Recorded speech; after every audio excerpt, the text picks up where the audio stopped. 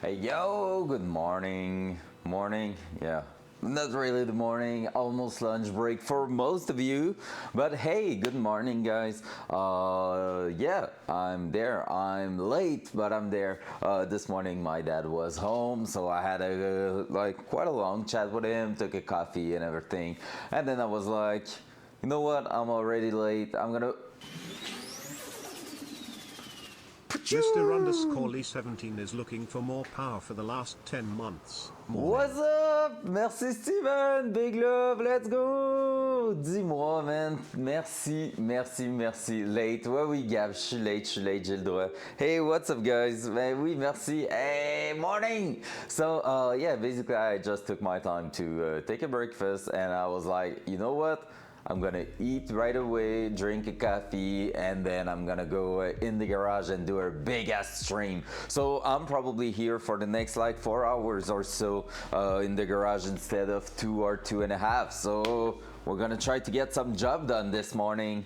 Yeah, so basically, for those of you who were not really there in the last few weeks, there was quite a lot of progression. In fact, since last week, steering column. Steering column is the huge deal right now. It's the word we are saying the most. So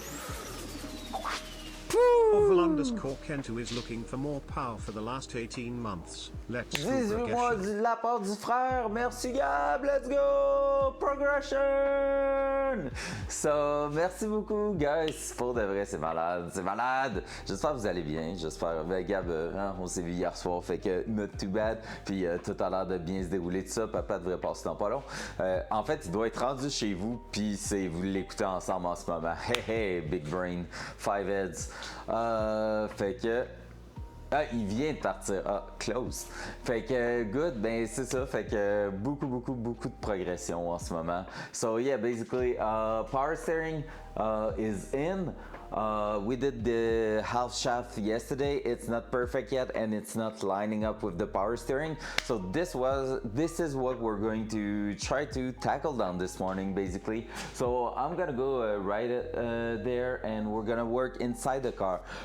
First of all, this morning we're gonna try to adjust the angle of the steering column, because basically you don't want it to go this way, then connect to a solid mount that is going this way, right? Because if you're trying to spin that and it's solid mounted, it's gonna flip the angle. So you want it to be as straight as possible, and therefore we need to fix the angle up there. So that's the first thing we're gonna do. Then we're gonna take measurement and try to replace a little bit the half shaft we have inside the car, and finally we're gonna be welding that to the end of the half shaft, just to make sure it's going right to its place. So yeah, that's gonna be the idea this morning. With that said, we might be using that even earlier today to just make sure everything is lining up. So trying to connect both sides and see if it is spinning the wheels a little bit. The pattern of the gears, like the threads there, we can see it, but like it is there, trust me. There you go. So this pattern in the center there is not the same for the Nissan part we're using and the Subaru part. This is from Subaru, so of course it's fitting and matching the power steering unit, but basically we're gonna have some work to do for the Nissan part, but we should be able to test it, I think. So yeah, let's go. So time to go inside the car. Dual side. Hey, there you go.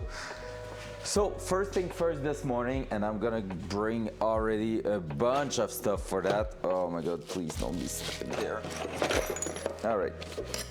I'm gonna bring some big ass nits, because we're gonna have to go through that to make some spacers in there. The spacers need to be some quite thick thing, because yeah, we're gonna have a lot of things to a lot of material to space out. So we're trying to go from 20 degrees of angle to 15 degrees towards the outside of the car. So that's gonna be the idea here. I also found a bunch of bolts to add to replace the one we're using in there, because with the spacers we're gonna be super duper long, so just making sure everything is working in there. So right now we're gonna go straight away and start working with that. So it's a good morning, since you don't have already your son.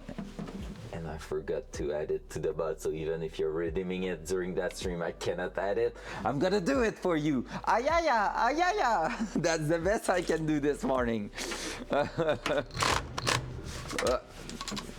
It's good to unscrew when you want to unscrew, right?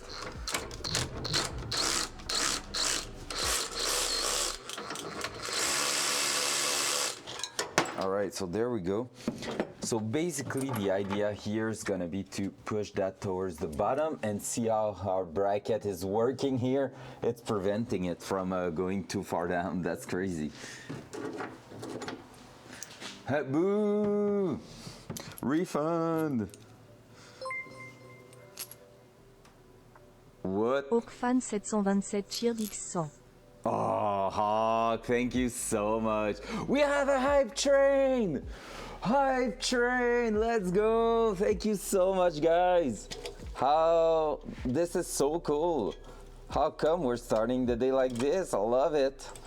I love it. You the best. Damn, starting with a hype train. Like I said, I'm gonna be streaming for longer today because I started super late, just because my father was here this morning. So basically, took the time to chat with him. It's important. Take time with your parents. What's the name of the artist of the song, Nova? Oh, what the hell? The chat is acting weird this morning.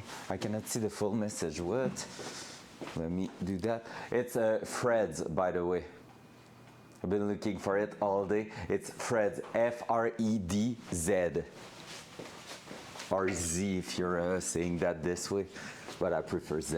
It's more badass. Yeah, Nova is a really good song. Nova and trois accords, which is basically 3 chords, but in French, is also the first. It's the first one I showed you last night, which is basically one of my favorite, where he's saying that he has just a guitar, but he has an old guitar and he just knows 3 chords, but that's enough to talk about his life and the girl he's in love with, even though he doesn't have the courage to she did it. I thought I had an alert or sound for that one. Forgot to put one, I guess. She did it! 33,000 freaking points for the Hawk. The one, the only, the special one in here. Hawk fan! So you're gonna have your own custom sound, but you know, I couldn't add it anyway because you never gave me a word for it. Even though I'm pretty sure I know the word, you're gonna have to give me a word. Is it ayaya? You did? Oh, I never saw that on Discord. Yeah, I know, I was testing you. Yeah.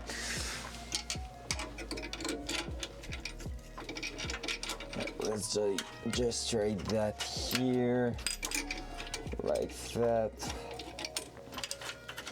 then this.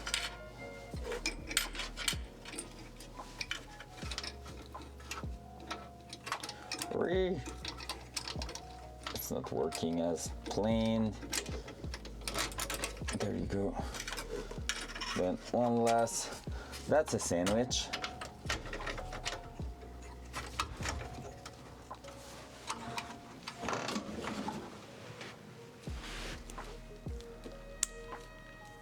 That's the word, goose. I love it.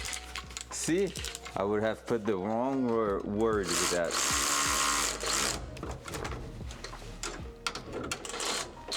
That's a 13, of course. Of course, they are not the same. Where's the 13, please? I don't think I have it in here. Gonna go grab a 13 mil. Gonna have to replace those for two exactly identical bolts later on, but for now we're gonna do with what we have. Why both 13 are not in here anymore?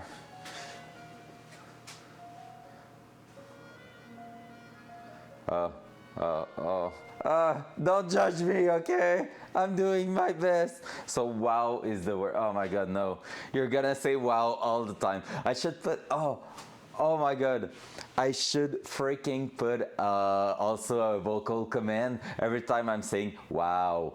Like it will trigger that. 13 mil identifying as 10 mil, that's exactly it right now. Both long and short socket. They are both missing right now. Shit! Oh, yo, that will be good. The vocal command, that will be good, but that will be bad at the same time. And it's like cheating, because this is your word, not mine. It is yours only. That's 12. That's 12. That's even more. Oh! 13 mil long socket just appeared. Because I swear it was not there just before. There we go. What's the angle on that now? Ooh. 17. And what do we need here? I said like 15 and a half, so we gained quite a lot. Oh, that was the light of that. 15.6, around that will be great. So basically, so far, I have quite a good angle. Oh, did I? Oh, I did the hold.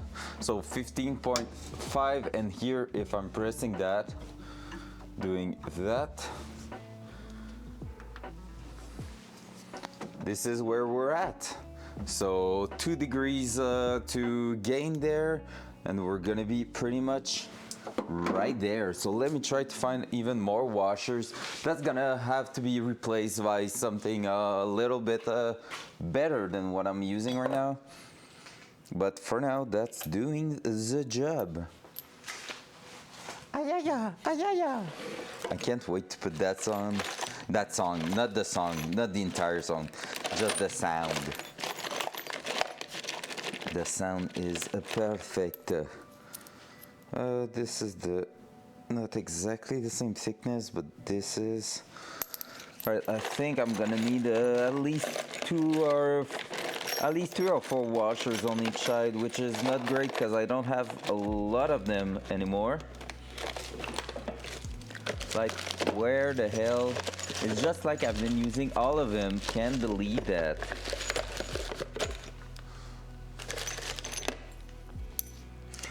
Oh my god, I'm gonna bring so many weird things in there. Don't judge me, okay? That's gonna be just like for testing purpose.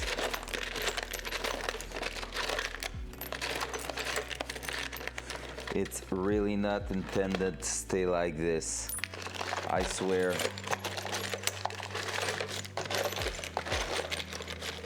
Semi-long term thing. Oh, I have copper washers if needed. So basically I'm using all different size washers to put in there, to throw in there. So we're gonna see how it's going. Let's go. 10 hours of it, I'm ready. Oh, I could put that for, no, not 10 hours, but I could put like a 10 minutes version for like 500k channel point. So like one time every 6 months someone will be able to redeem it.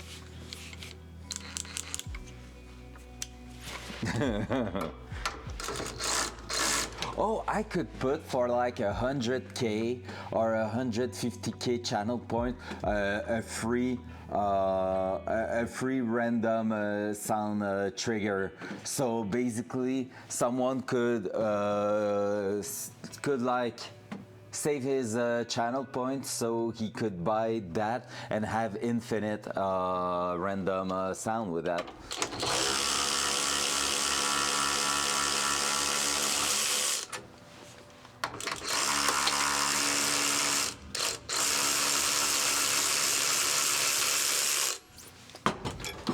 That could be cool. That will be a thing for NPD. Alright, let's grab everything again. Everything falling to the ground. That, and which one it was you. Now we're gonna try to make another plate out of everything in here. That I guess. Where did I put everything is in here now? Honestly, that would be cool, like getting, yes, the redeems, but then having like an infinite amount, so you have to save for a few months, then you're okay to send it all over again. Okay, so 3, 3, 4, 4. I'm gonna try to make 2 piles of stuff in here. 5, 5, and 6, 6. And then we're gonna try to put that on top. I think I'm gonna change the order of the things. So this is going through that, yep. Yes, it is. So I'm gonna try to do that this way. That's gonna be harder, I guess, but it's gonna work, I think. Infinite power. That's what oh, that's why I was missing one washer there. Okay, so trying to get to the angle scene 12. Take 12, in fact. Scene 1, take 12.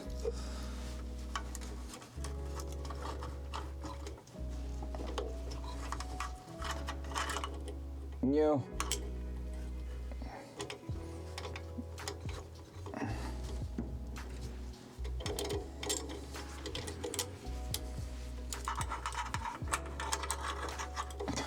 That's doing like a weird, oh shit, a weird ass tower to get on top there. All right, there we go.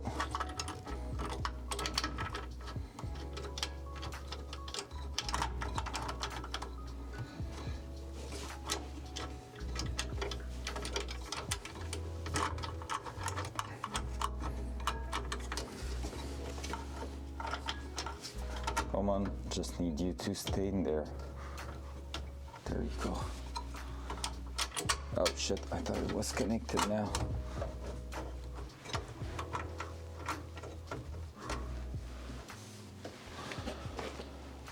That... Was that the good bolt I just used? I think it is, but... Alright. That, let's go. So I have 3... and then 3.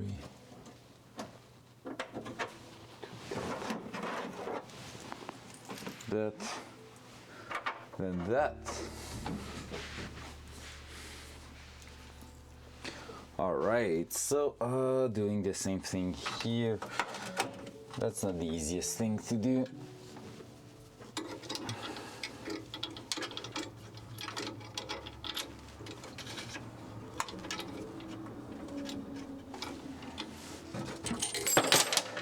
I think that was the wrong bolt. No shit, Sherlock. And I'm just too far away to be comfortable. This is better.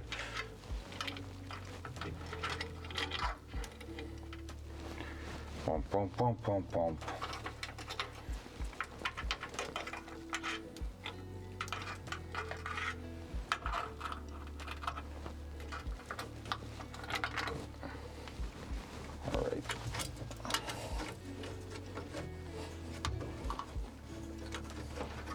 Please, just screw in there for me.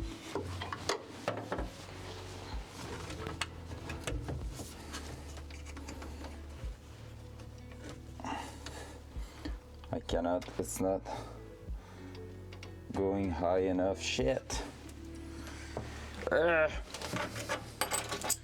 Let me take back everything on the other side. Was that the wrong bolt or was that a skill issue? I think it was skill issue at this point,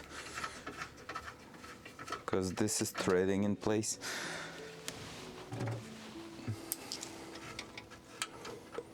So I'm gonna have to wait for that. Can I hold it in place now?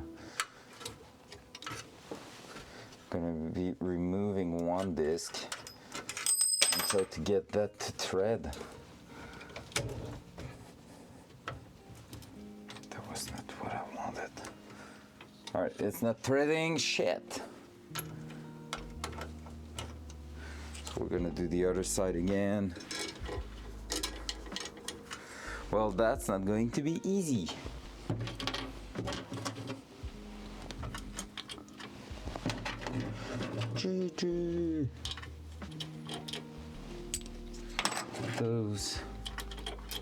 Those, then all of those.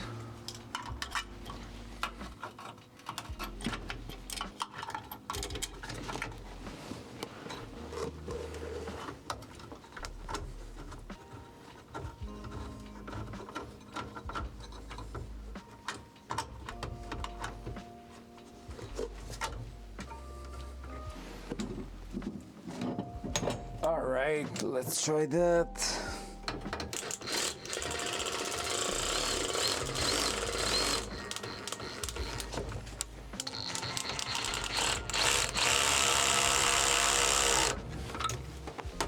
Now that this is going in place, maybe that one here will want to. Oh, I think it is.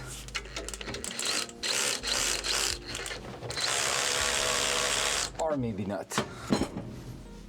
Well, let's see if at least we're getting closer.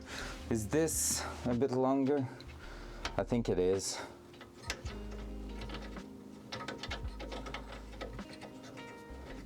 If I'm going slowly, would it work? Let's try one thing. Ugh, I'm getting caught inside the camera cable.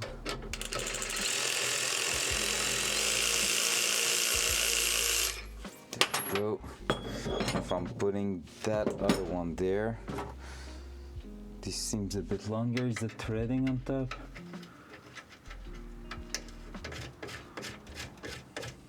It is.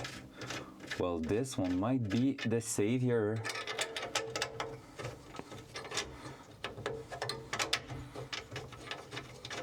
Oh yeah.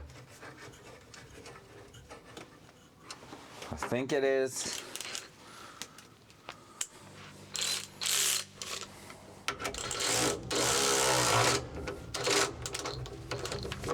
Oh, that was a 12 and not a 13. Please don't strip my bolt there.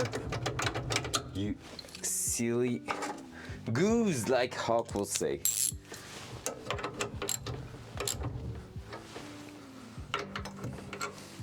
I love that expression, silly goose.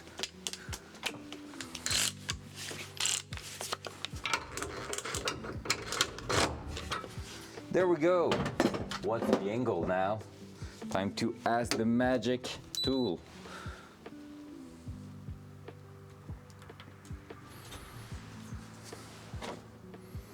Less than 0.1 degrees of difference. And still super duper strong. I love the expression super duper.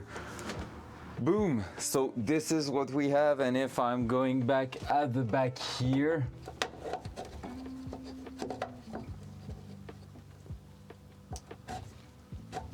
I'm trying to make sure I'm on a flat surface.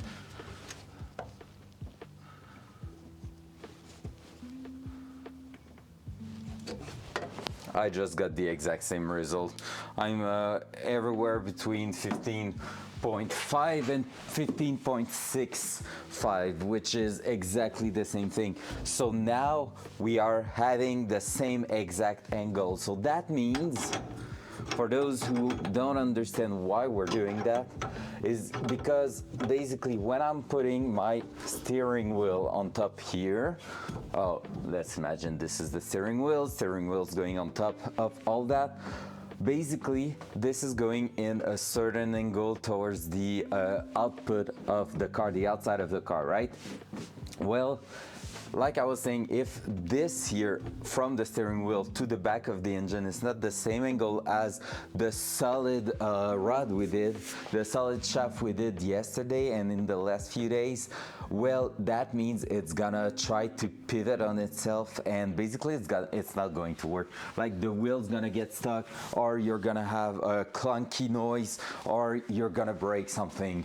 And right now, everything is lining up perfectly. So that means our Subaru power steering unit is at the same angle. Well, I said everything's lining up perfectly. False, because we still have one thing to do, but basically now we have the exact same angle between the half shaft we built and that is inside the car right now, and basically the power steering unit. So now what we need to do is to align both of them, because basically front cam.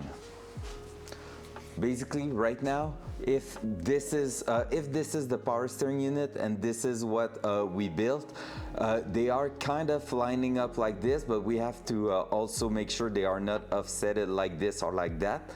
But what happens right now is that power steering side is a little bit more like this, or in fact like this. So this here, we need to move the plate, the mounting plate, to the side to make sure it's lining up with our power steering thing. So this way it's gonna help us get a really well aligned unit, and then we're gonna be able to blend them together. If we're not doing that first and it's offset, first of all, it's just not going to connect at any point.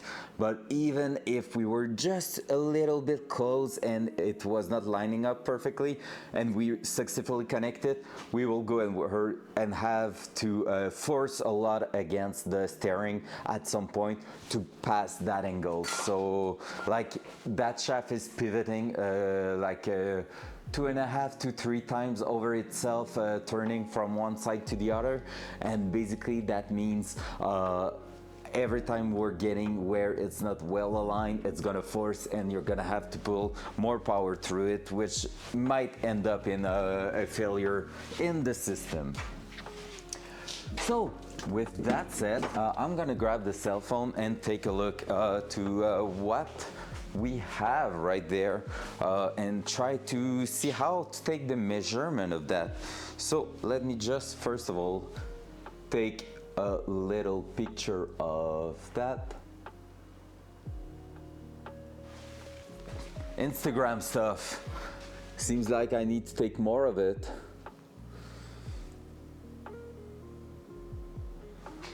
That I'm gonna take one of these.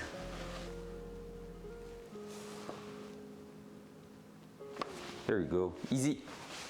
And then taking a look inside the car. Dual side.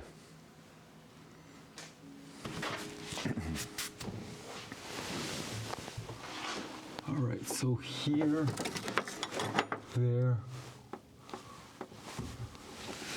Ow.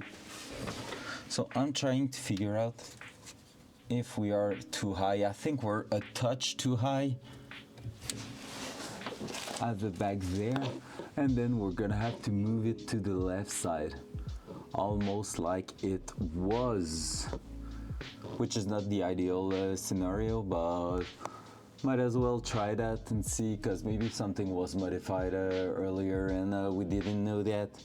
But yeah, so basically I'm gonna disconnect the half shaft we did and take a look at this. So maybe I'm gonna let my flashlight in here, because it is pretty useful to see what you're doing. And then I'm gonna go ahead and disconnect the mounting point at the back there. So that was some 10 mil with the small extension here.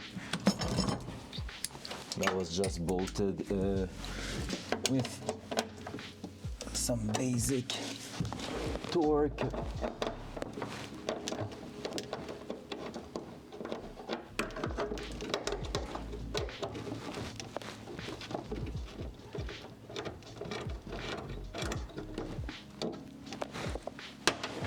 Because my plan will be to basically make sure to line it up, trying to talk this morning, and then make sure everything is in place and mount it with some threaded rivet, which will be, I think, the ideal scenario. Okay, we don't have to go as far as it was before, but we definitely have to go a little bit down, or we're trying to raise the back there. That could be a thing. Before lowering the half shaft, maybe we could basically try to bring up the back with the extension rod we have in there, and then remove a few washers in there to get the angle back. That could be a solid thing. And also I just realized that since we were not properly clamped to 100%, we have a possible error margin there. Because right now pushing it, I'm more at 16.7. 18.4. So yep, I feel like we're gonna have to make sure to clamp that to its final position first.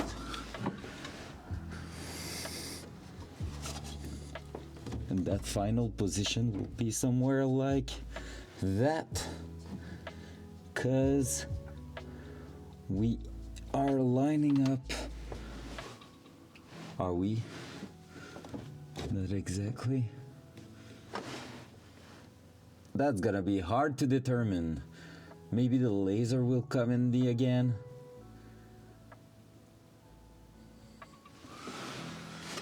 Just to be as precise as possible. Can you tell that this is not the greatest position to work on also? This is like trying to get inside the car. Maybe I'm gonna grab the electric wire I was using and hold the door open, because now it's falling on me. So not the greatest.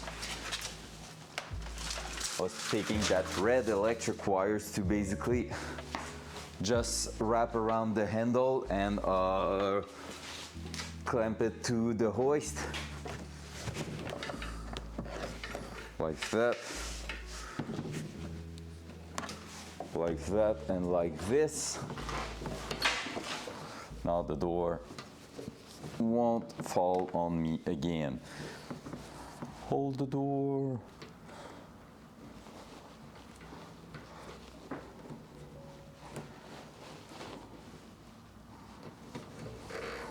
There you go.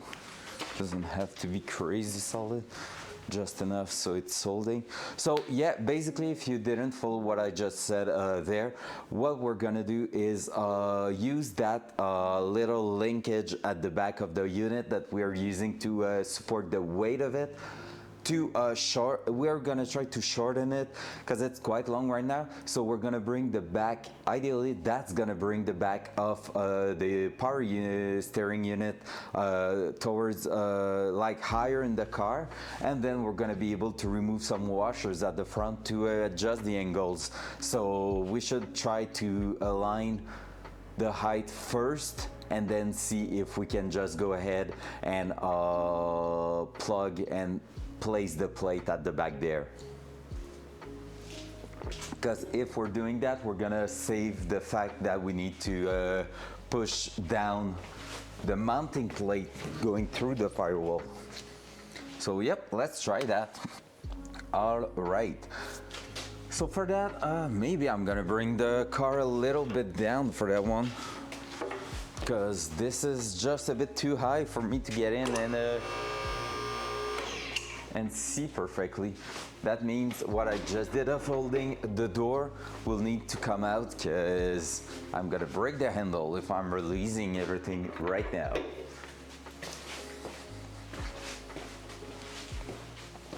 Yep, I'm happy with the idea of today of doing a longer stream and trying to tackle down that problem right there right away instead of doing like a really short stream this morning and coming back this afternoon. Because basically that means I have like a few hours in front of me to try to tackle down all these details, because really we are on the detail level right there. Like it's something we cannot skip, but it's something that is time consuming quite a lot. All right, we don't have safety plug anymore, so that's all good. Do we have music? Oh yeah, it was just an in-between. Cool. Oh, getting inside that core right now. And I'm gonna bring you to the side there, guys. There you go. Doing my best. I'm not 20 years old anymore. That, and that. In fact, let me try again to put you in there. Is that too much? All right, there you go. You're probably going to see it better there. We are going on that link right at the back there. So basically what I'm gonna do is remove first the electric connector that are in front of us right there. Oh yeah, because that's another thing. We're not done yet, just plugging everything together. Like we still have the ECU for the power steering to like the control module to put somewhere, and that's nothing we have decided yet on where it's going. So that's gonna be interesting, I guess. I guess interesting is the word. So I'm just trying to bring that back up so we're not losing him for nothing. There you go, using that clamp there. So basically what I'm gonna do is release these and that.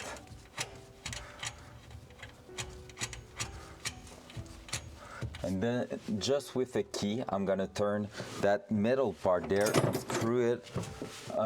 Try to screw or unscrew it depending on which one is. Bringing it towards the center. Is 14 the right? I think 14 is too big a little bit. Ow, that's a lot of metal thing in there. That's a big spiky.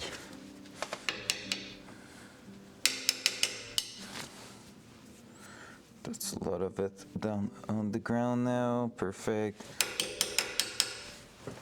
But that means I need a 13 mil key and I don't have it here. Is it right there? 11. I don't think it is. No, that's the brake stuff. Is it right under me? I think it is. Yes, it's there. There you go. So let's go and try to screw that. Or unscrew, I'm not sure.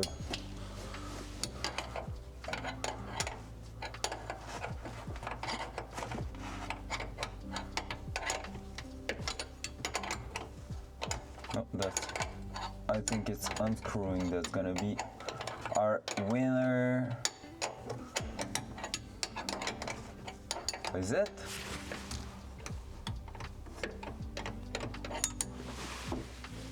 I'm not sure, guys. Normally we'll be screwing, right? But depending on the side I put it... No, that's unscrewing for that one.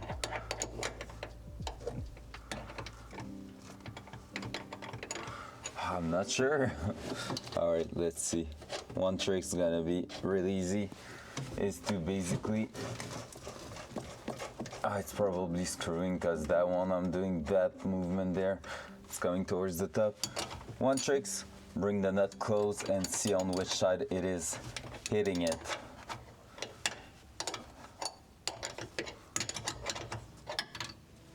If it's getting more space, that's not good. but if there, and I'm closing the gap right there, yep. So I just saw it properly that I'm closing the gap, so therefore I'm gonna do that and keep screwing until I feel like I'm getting close to both shafts in terms of height.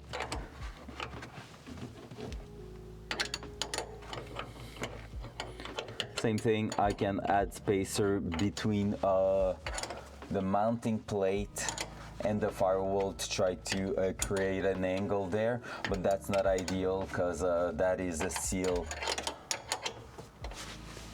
So I need to make sure that we're not causing more problem than we are solving. Water leaking inside a car is no joke, so I'm gonna loosen up also the front, and one big reason for that is because I want it to be I want to make sure that it is capable of moving a little bit and making sure like it's not going to retain some tension there that's gonna screw up our measurement. But for that I need to find the box again, and that one, I don't know, I think I'm sitting on it.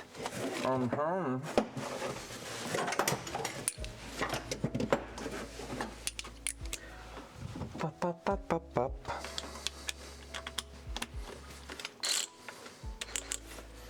Right, so we're just going to loosen up that a little bit. That's a 13, that's... So see how this is bringing quite a lot of tension with it.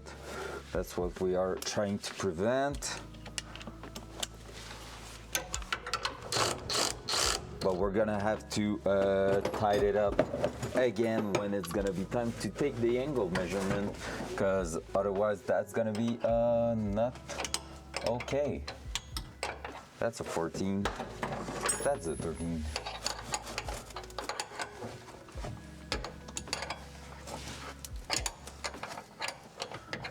So right now, the way this kind of linkage is working is that when you're screwing, both ends are threaded differently. So basically, they are bringing both, it's bringing both ends towards each other. So we are really modifying the angle there and making sure it is going to be tighter and higher. So right now, we should have gained quite a bit of high. Not quite there, but that's almost like 3/4 of the way up we need it to be. So that's good.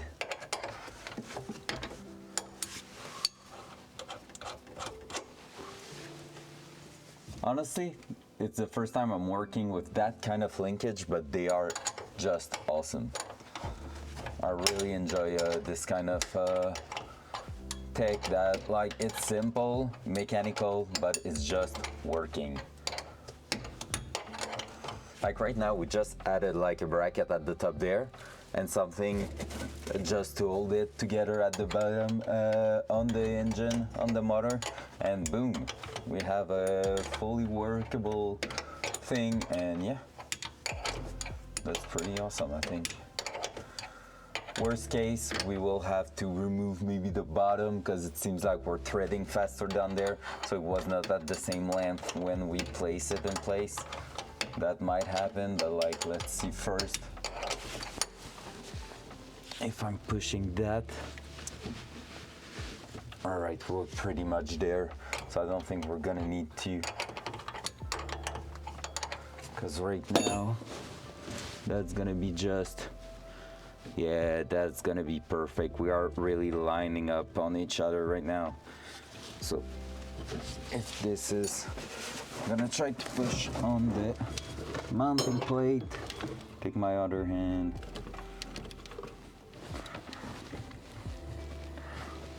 try to place it towards the good alignment there. I even think we went too high with that.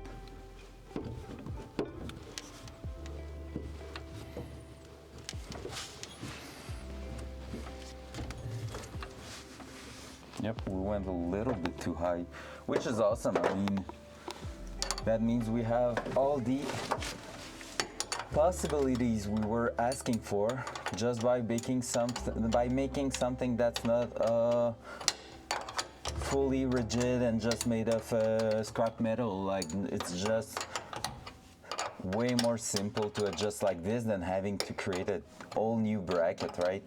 Or cutting an existing one.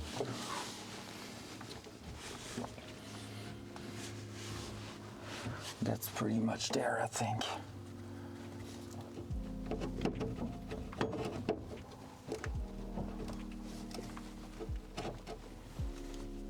Still a little bit too high. Well, I'm saying that, but I have to keep in mind we're gonna be removing washers, so that's gonna tilt the angle a little bit. So yeah, we're gonna have quite a lot of adjustment to do in here. So let's do that right away.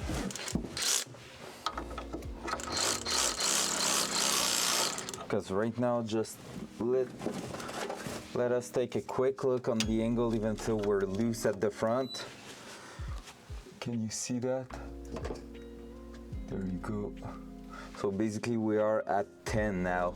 So like I said, that's not quite precise, probably more 12 if we were tidying everything up. But that means we have quite a lot of washers to remove. I'm gonna try to remove all the big one first, or all the small one in fact, because that will be more logical. And just keeping that nut on top there, because this is working well with that.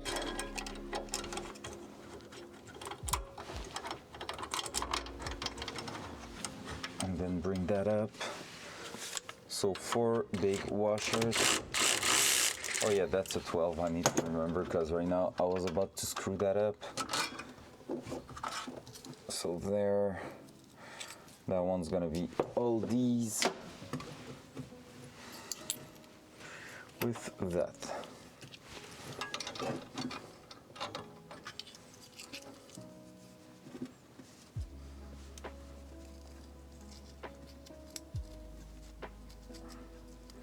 So right now, the idea behind like how I'm putting an order to that is that I'm trying to optimize the contact surface.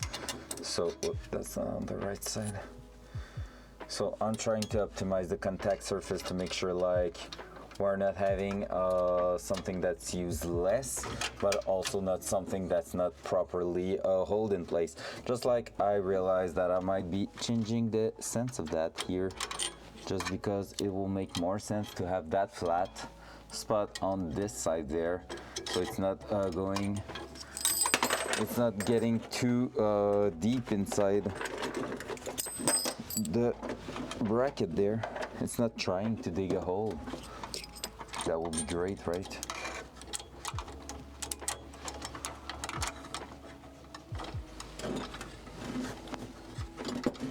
All right, so let's go turn that to that.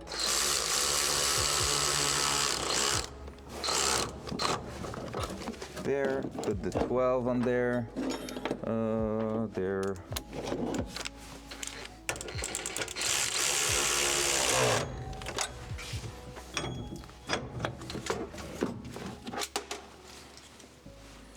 And then I think this is not too bad. So we are at 12 right now. So for sure we're gonna have to remove more. Pump, pump, pump. Oh my god, that feels like I'm gonna have to come back to the old screws.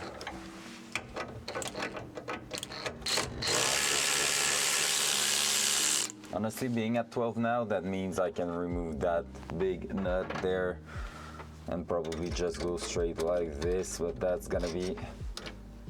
Oh, I'm gonna have enough thread. Oops. What's sad is that I cannot count on the level of the bracket there, because basically I know my welds are not really leveled, so yeah, part of the game.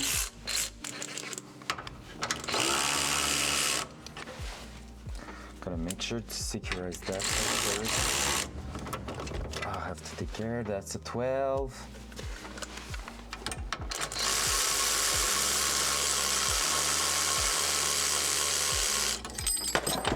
See that one? I don't think I'm gonna have enough thread for that. Let's see. Oh, we might be okay. We might be okay. We're not. Just by like 2 washers high. Is this one working? I think this one's gonna work. Yep, and that one is at a 12. I think it is. Yes, so that will make 2 bolts of the same size. There, that will be cool.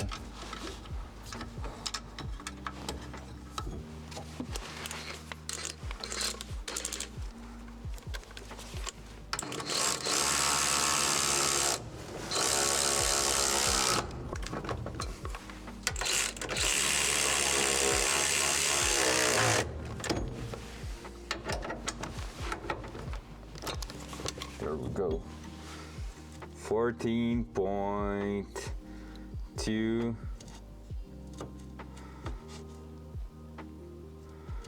Yep. 0.2, 0.3. That's the best so far.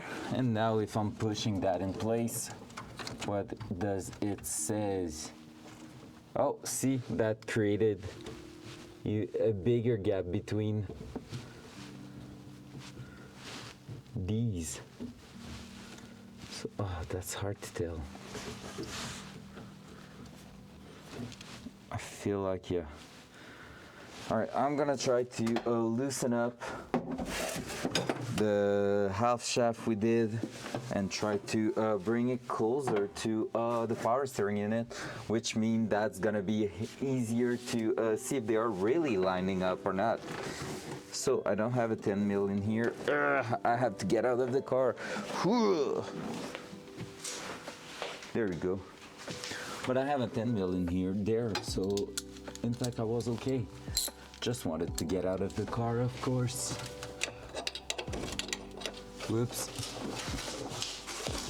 Just push that to the side, so I'm gonna do that instead.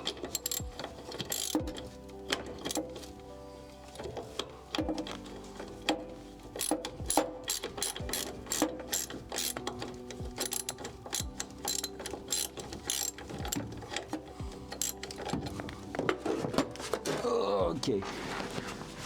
Now I'm gonna try to look through the engine bay, or I'm trying that right there. I could try that right there, to be fair. Why is that not hanging there anymore? Because I released it, I guess. That will be the smartest answer, but yeah. You could just hang in there, please, sir. There you go. So what I'm gonna try is to pull towards me the half shaft we did, like that, so that it's connecting at the back here. Then when pushing the plate, it's gonna be easier to guess if it's lining up perfectly. Then we're gonna be able to mount it. And once this is going to be mounted, that means we're gonna be able to finalize the alignment. But we know with washers and with the rod, the linkage at the back there, we're gonna be able to do it. And our little bracket there holding the head of the electric motor is still working too, which is awesome.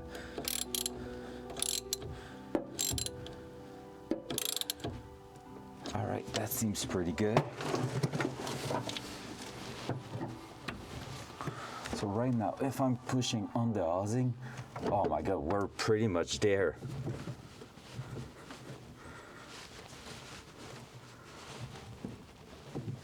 That's just like, all right, we're gonna be at the point where we need to basically mount that right in place, because we are lining up there.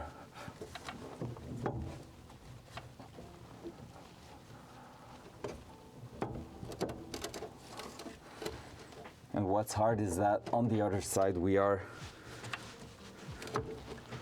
not quite precise because we have the telescopic shaft holding us. I don't know if I should be removing that or not. I'm just unsure. Because right now everything's connected except that, so that's helping to see if there's tension or anything.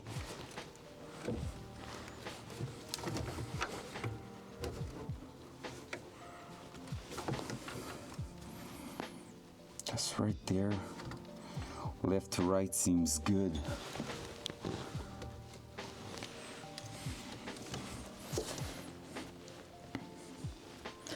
And once this is going through, there's a slight left to right play on the mounting bracket there.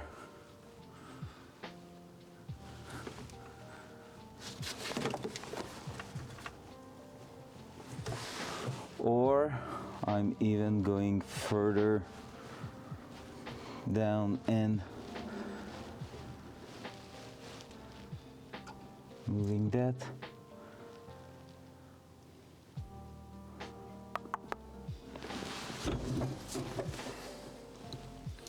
All right, I'm gonna go on the outside of the car because basically right now the challenge is all over that place there at the bottom. So I think I'm gonna disconnect the other side, the one going to the steering rack, and basically make that loose. And I'm honestly thinking of tack welding the inputs to the power steering unit.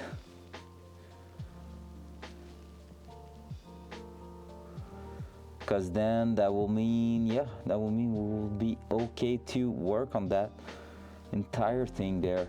Just connect that to the back here, and basically if it's straight, that means we're okay to just go ahead and do what we need to make it work in the car, but not anymore against the power steering itself. Yeah, let's just take a look at this first before taking any decision in a rush. I have to go in the car there. Front cam.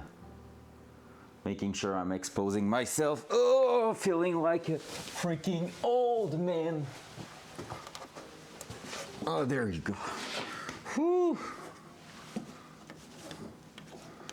Yo, honestly, that's gonna be good.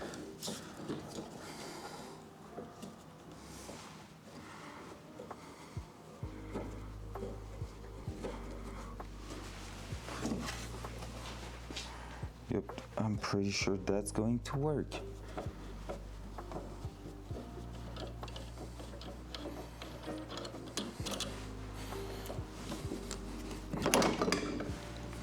You just heard everything fall inside the car.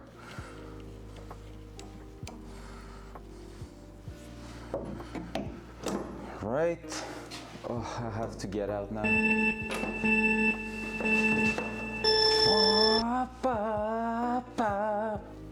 It's already done.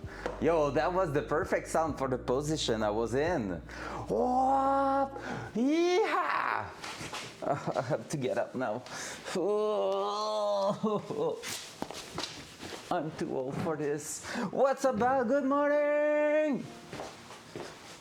You awesome duper super cool girl. How you doing today?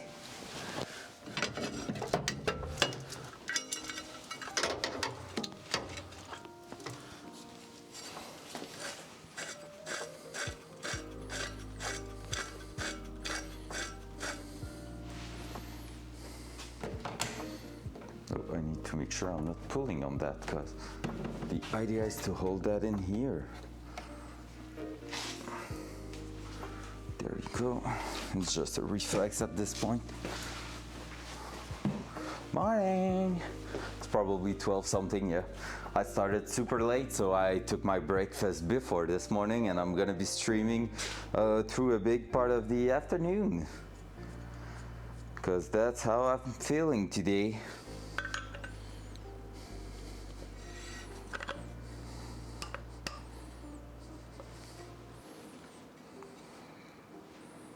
So that's the idea here, guys. Basically what I want to do is to just press that a little bit against that, in fact on this side there, and that means I'm gonna be able, if I'm smashing that just a touch, I'm gonna be able to weld that and making sure with the threads connected together that this is straight. And honestly I think that's the moment for it. Oh no, I said I wanted to disassemble. Yeah, you're guilty, but that's perfect. Honestly, I just decided to go ahead, take my breakfast and everything, and now I'm ready to go. But yeah, I need to make sure I'm greasing the entire thing here first. And also, since I'm gonna do that, I'm gonna try to maybe fix a little bit the half shaft with it there. Because if you're looking at it, I don't know if you're able to see it, not that much. It's wobbling just a tiny bit. So basically, I know it's not entirely straight, but I don't think it's the end here. I think it's really the inner shaft itself. Don't think we're gonna be able to do that. We can see that with here. Look at the gap on the side of the plate. Yeah, that you can see the movement. So that means our rod inside the middle part is not fully straight. So that means that there. So that part there. All right, let me just mark it. I'm gonna maybe try to smash it just a touch with the hammer, because and honestly, it's not that what we did is bad, just the heat of the welder can make that happen. Like when we welded the top here, that could have bent a little bit. So usually what you do is to simply put a huge hit with a hammer right in the middle, smash it, and then you might gain like a few millimeters, because since it's a full rod, it's gonna be super hard to bend, so you really need to go hard on it to hit hard.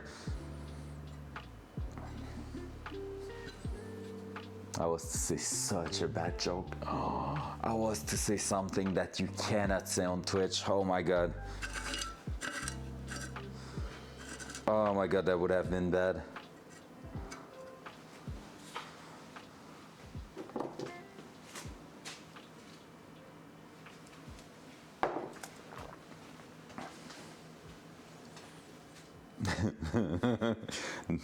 Don't even think about it, Lady O. I'm not saying it.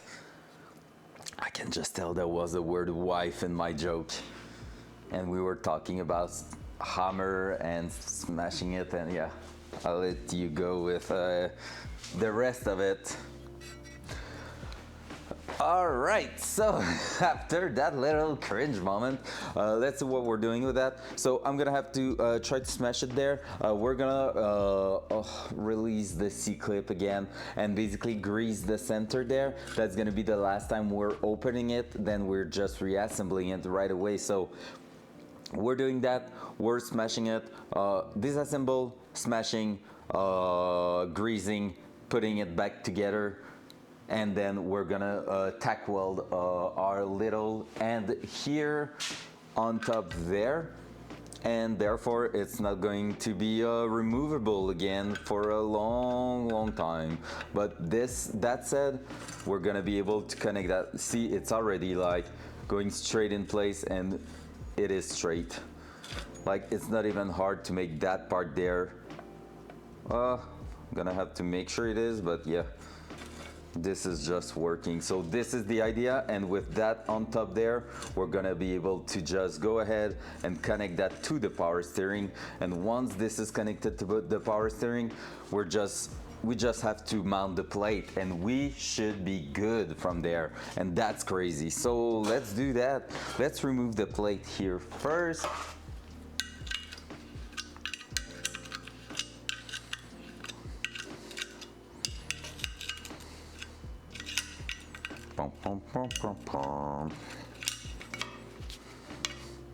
I'm sad all the paint already faded just because it was not dry enough and I put my hand all over it, so now it's all dirty again. And it was looking so good and clean, but at least it's more protected than it ever was, so that's cool. So yeah, here I'm gonna try to not touch the arrow. I'm gonna bring the camera to the workbench there, and we're gonna have the chance to look at it all together. This is closed now, right? Yeah. Honestly, that angle finder I bought on Amazon is awesome. Having something to find it without being sketchy is just perfect.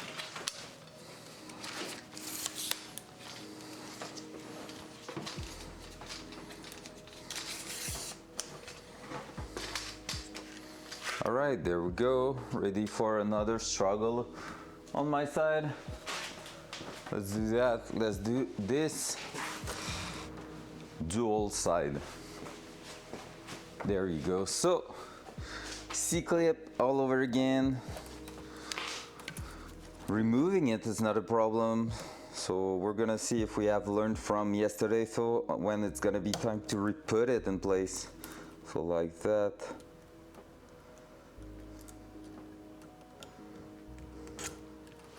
Like that.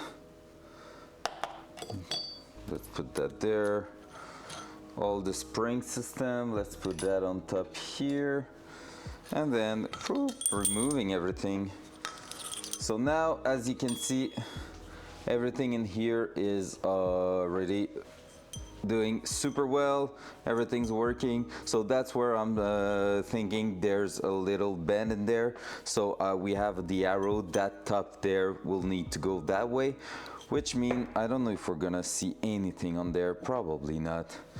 So that's gonna be just a matter of holding it and smashing it on one side, and that's probably going to hurt in the hand, but you gotta do what you gotta do, you know. I'm gonna go and grab the bigger hammer than that, just because I want it to be solid and work well. So be right back, because it is, you're gonna hear me, but it is basically just on my entrance there. Pum, pum, pum, pum, pum, pum. Hello, hammer, because we used it during the weekend working outside. Hello there, I'm back with a bigger hammer. I don't know if the sound was doing great outside. Kind of curious. So there's not going to be any good way, I think, of testing if it is working or not, just because in fact we don't have really a reference point once it's disassembled. So yeah, let's see. Hey, the camera changed by itself. Funny. Dual side. There we go. So the idea, like I said, is to hold it on one side and smash it like around here. So this way, if it has to bend, it's gonna be where it needs to. But I don't think I have the strength to hold it properly. And I don't think the vice grip is gonna be strong enough for that. So I'm kind of unsure of how to do that properly.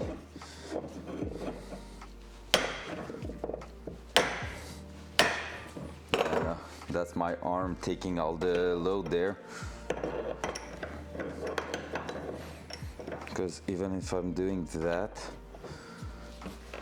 and smashing it that way, well, maybe. I don't want to go too strong on it too. Just making sure we're not damaging it too much. And yeah, I don't think if I'm just putting that in there, like this, like that, and like that, that it's going to be a good reference point. However, maybe I can use that. Just go ahead and, if I'm using that,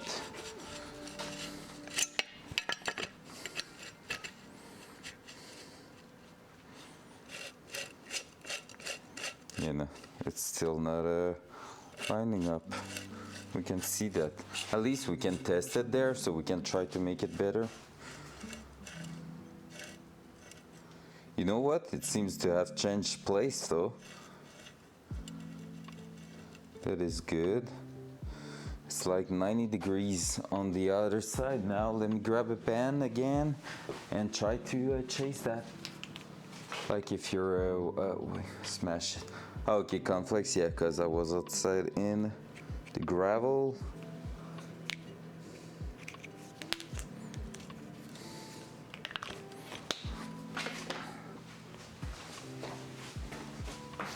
So now I'm gonna try, it seems like it did work a little bit. Oops, spring just went bye-bye. And I have no clues where it went, so I'm gonna have to chase it. But now, since it seems like it did change spot, we're gonna try to smash it again on the new spot and try to figure out a way to make it go to the middle. All right, let me find the spring. Oh shit, it went all the way to the side of the garage. Oh, I'm too old for that. Welcome to this stream where I'm just saying I'm too old all the time. All right, so let's smash it and see if it's helping. Just to smash like that and see if it did anything, because basically I don't want to go too far.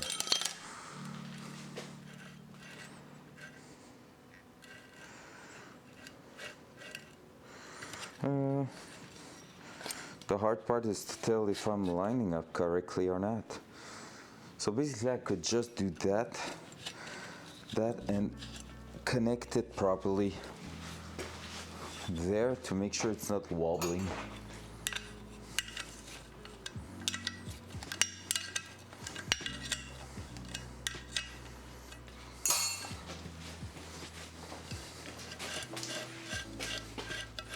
We're not quite there yet, but I feel like we gained a little bit there.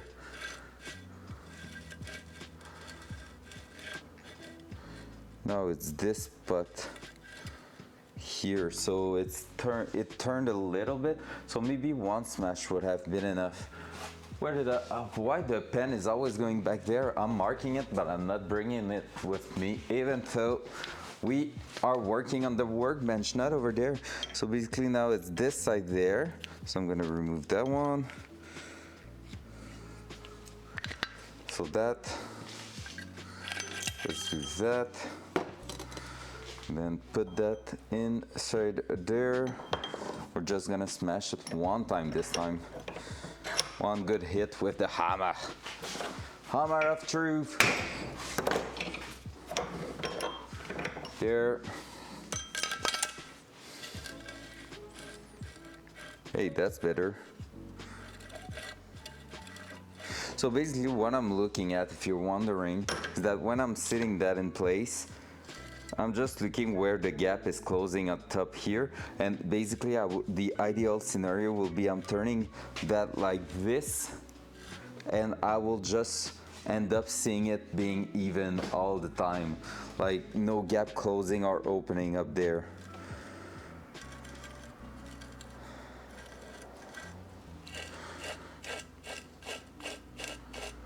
Yep, now it's just the lobe right there. It's always changing like 90 degrees, it feels like. That's weird.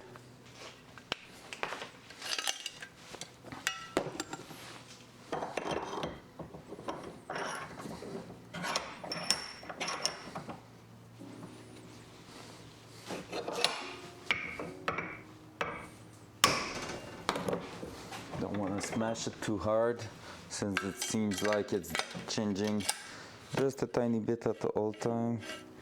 That's the best we had so far. Again, the 90-degree rule seems to apply even a little bit more, in fact, but there, and with even a lighter hit than what we just did, I think we're gonna be good then.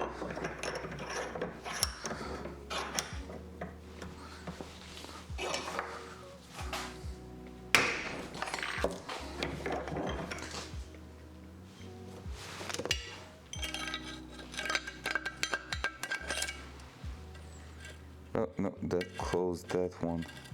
Maybe not. No, we're better than we ever were. Still having a gap closing there.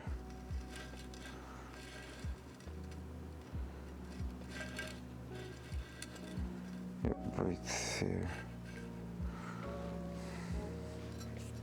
See, we just changed the 90-degree rule right there, being that it is going, and we have a bit of play, so it's no big deal. It's just that I want to try to make it perfect. So we're just going to do another small hit on that.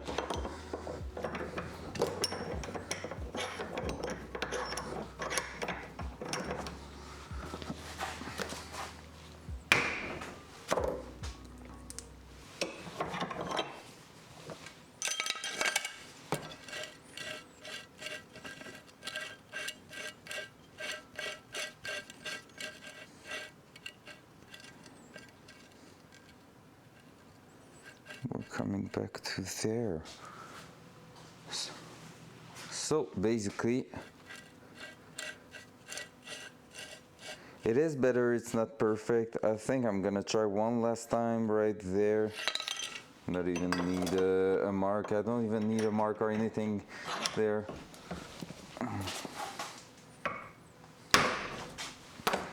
Just smashing that a little bit.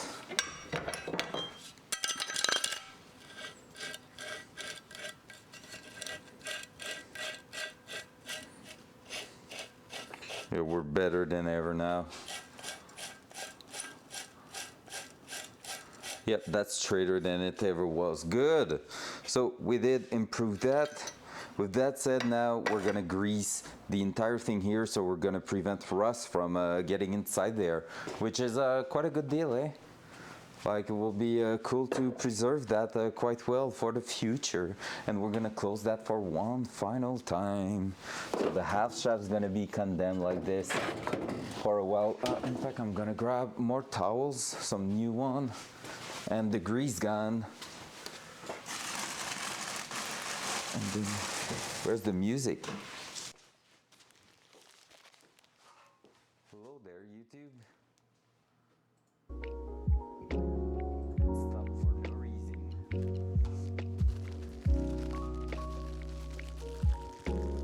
We're lucky we don't have ads so far on the stuff with all the new YouTube politics. It's crazy how bad it is. Anyone got hit by that? I hate it so much. Put that back there. Okay, good.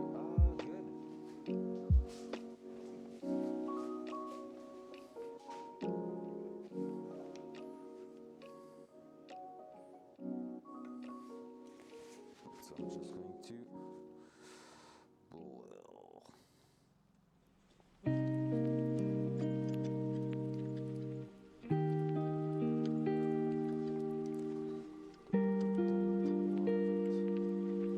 Let's readjust. Making sure everything's looking good. Everything's being greased. Like I said, basically what that's going to do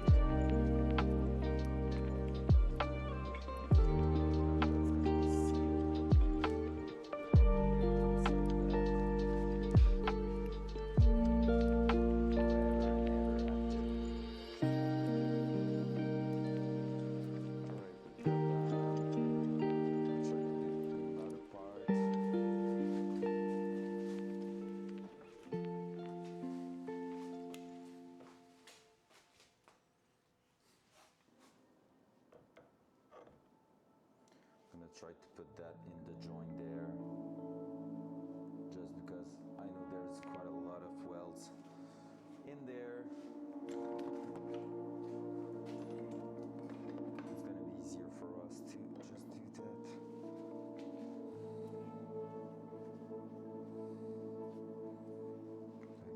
Like that, and then like this.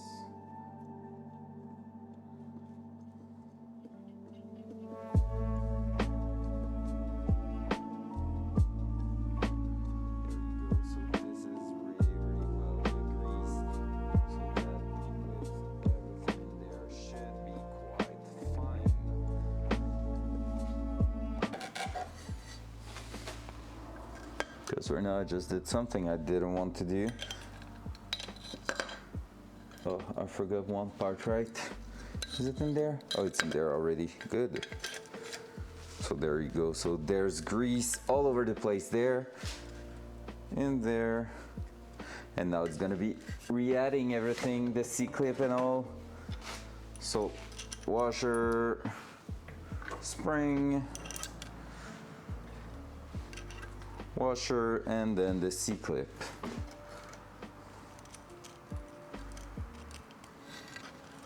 Right, how many attempts to get that C-clip in place? I'm saying at least 10. If we are looking at how long it took yesterday.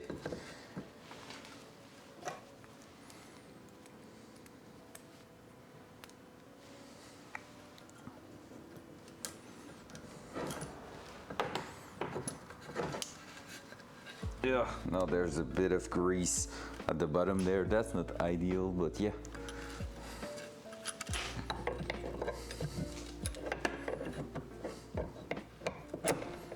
All right, so we're gonna be opening that a little bit. So I'm gonna have places for everything in here.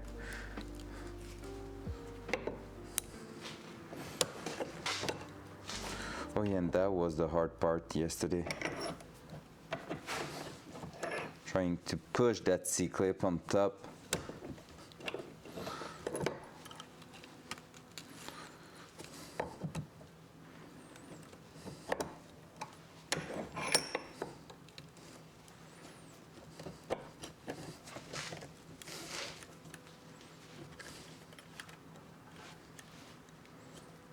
Pushing this C-clip on top there, that's gonna be another pain in the ass. So I think what we did was something like that, and I was doing that the exact same way. So let's push you back there so you're gonna be able to see a little bit better. That.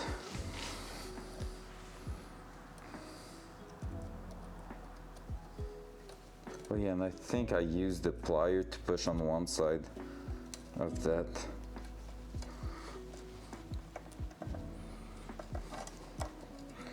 My finger on the other side. That was scary as shit.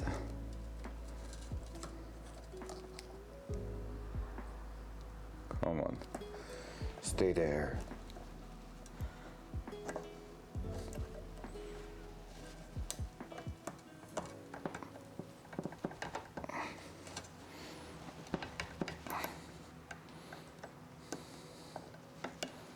What we did was that then we went into the vice grip. Gosh, I hate that. That's so scary. And I feel like I don't have the grip power right now.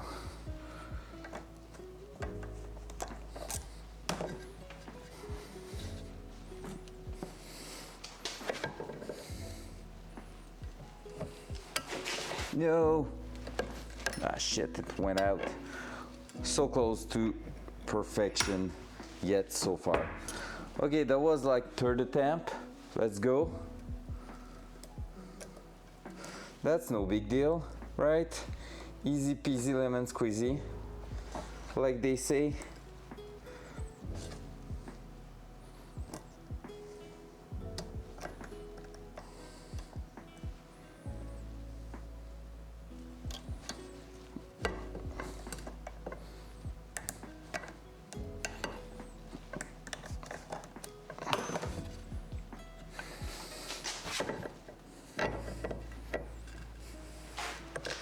Come on. Yeah, there you go. Ugh. Falling to the ground. All right, we did it. All right, that was like 4 tries compared to yesterday. Easy. Easy peasy lemon squeezy. Do I have my plier again in here? I don't think I do because they are all in my other car because I went to see my brother last night because he had a trouble with his car. Which means I need to find a plier inside of here because I'm just too lazy to get to the car. Maybe I won't have the choice. Oh, I think I saw one. Hey, hey. Front cam. Front cam. Front cam. Okay, but fuck you. Front cam. Hey, the bus is not listening to me anymore. Are we still up? Front cam. Dual front. Front cam. Okay, there you go.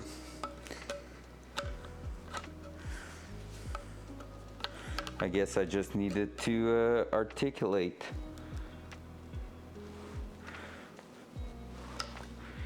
Right there. Bam. There we go. I'm just making sure it's sitting properly in place. So,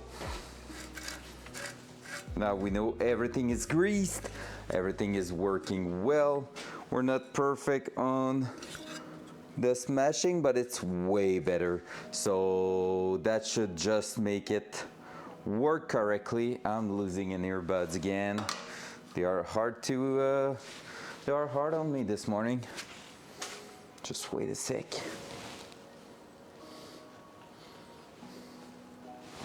Now the glasses, let's go. Nothing's going well anymore. There we go. Okie do. So basically right now, what's next with that is pretty simple. We're gonna be welding that on top here. So I'm just going to try to smash it gently on the top there, making sure that basically it is holding in place and being lined up properly.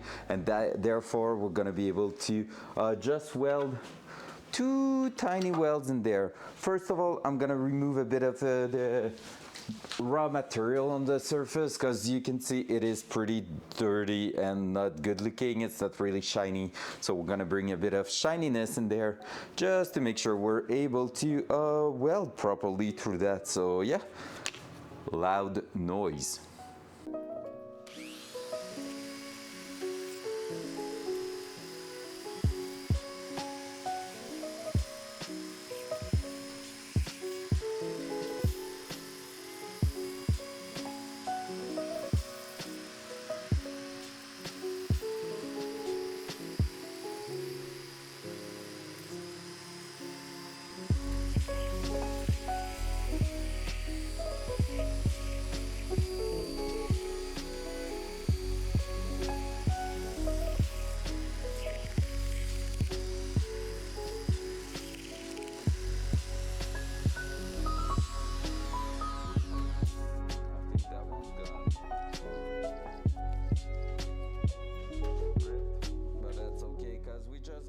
Shininess we needed, so I don't know if you're gonna be able, yeah, you can see it even if it's blurry. There you go. So now we're gonna be able to weld onto that properly, so that's the idea there. So let's bring that inside. Let's bring that, let's remove the blade because now we really don't need that here. We might use it to just hold it in place, so when we're gonna be welding, because that's gonna be easier than clamping everything. But yeah, dual side.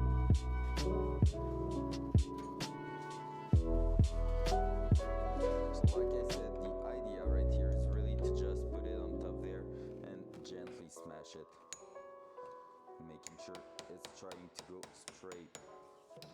So we don't want to push too far because we don't want it to be in the way of anything inside the car. So just like that. It's still having a little loose there, so I'm just gonna make sure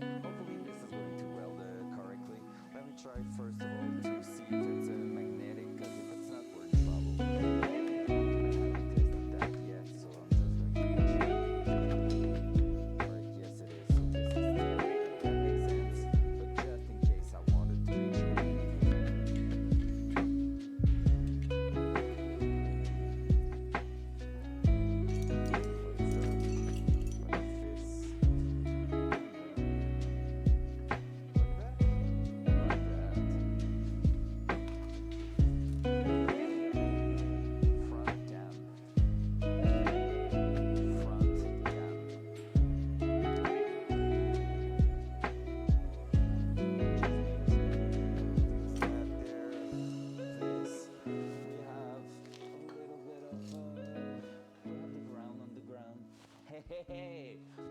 Never mind. Don't mind me, please. Love me, chat. That's a yikes.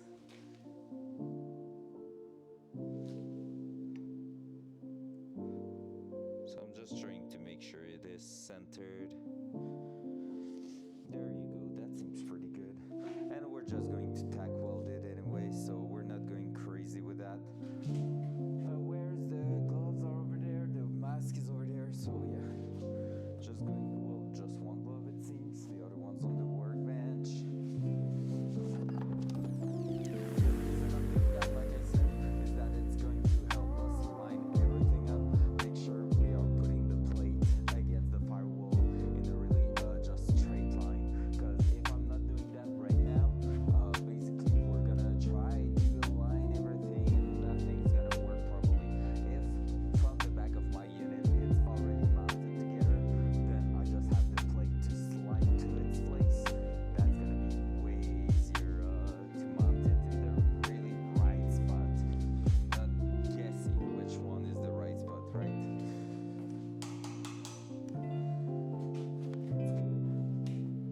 Oh, gas. Don't forget the gas, because I'm gonna cry if I do. Voice. I was in a really low volume for a while, sorry for that. So I was saying, oh my god, we just lined everything up, and basically we're gonna be making sure everything is working well. And yeah, so we lined that up on the bench, everything looks good. Just going to make sure again. In fact, let me grab it just to make sure. Yep, the gap seems even on all the sides. So we're gonna tack weld that for now and see, because we're trying to basically line everything in the car, and it's gonna be easier to adjust the mounting plate afterwards than trying to guess where it's going and probably get it wrong. So yeah, let's do that. So time to weld, but just 2 spots.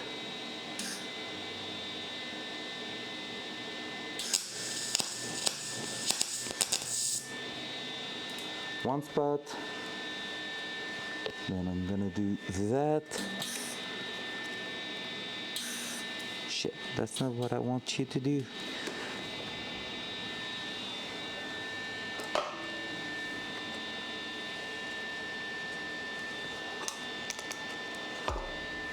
Then with one spot already done, let's see if the gap seems good.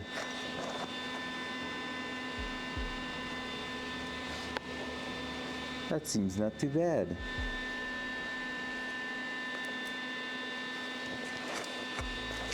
Let me just spin it.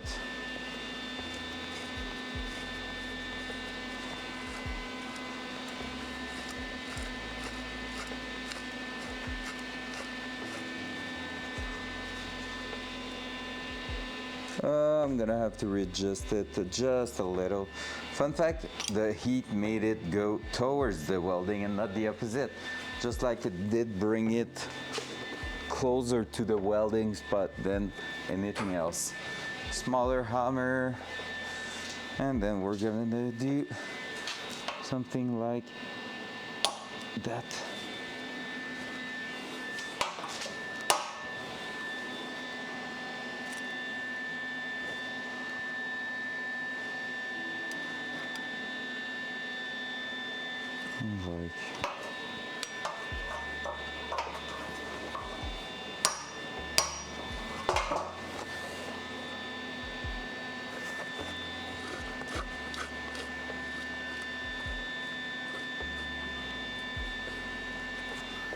I'm gonna have to do that over here.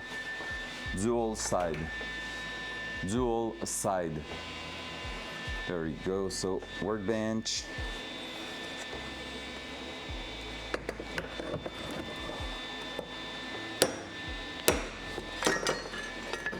Like that.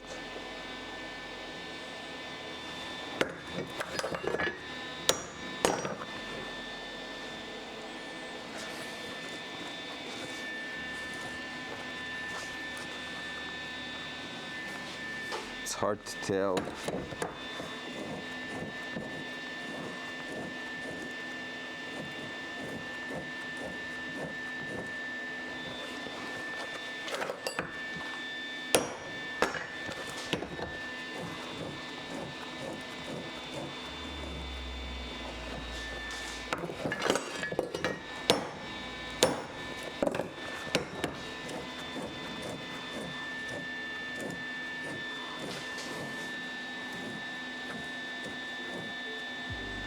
Alright, really hard to tell.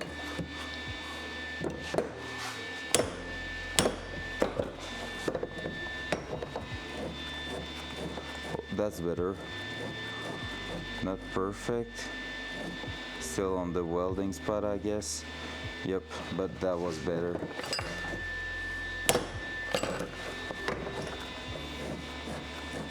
So basically what I'm looking is how it reacts when I'm doing that. So I can see this is coming towards me where the weld is, so I'm just trying to bend it a little bit. The only thing I don't like is that I'm smashing against basically the bearing doing that. Oh, the weld just broke there. So we're gonna have to take a look. Yeah. Now it's on the opposite side.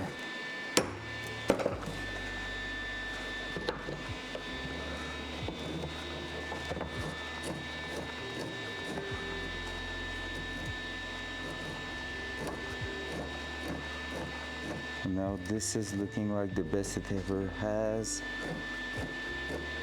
There's still a small thing around here, I think.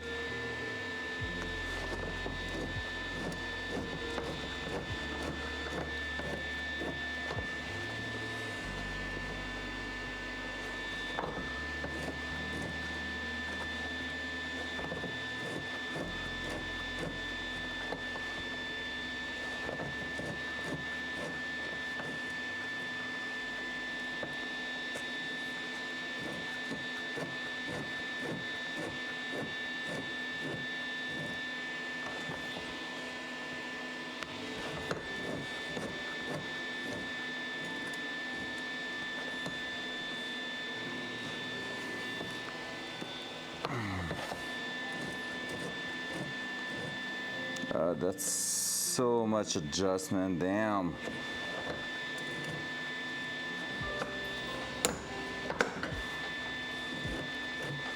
All right, that's the best we had. Let's re-weld that a touch.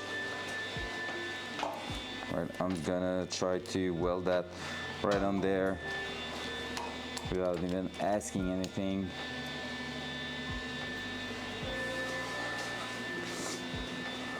Pom pom pom pom pom.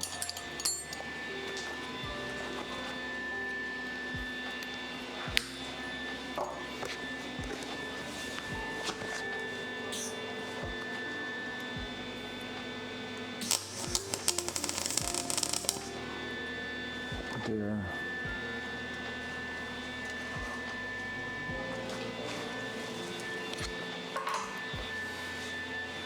Well, let's try that again. So basically I'm pressing that against that. So when it's spinning, oh, that's good. That's really good. All right, tack welding the other side. Then taking a look again, but honestly, that one was looking super good. Oh, there's a huge bubble of welding. That's why it was feeling weird. All right.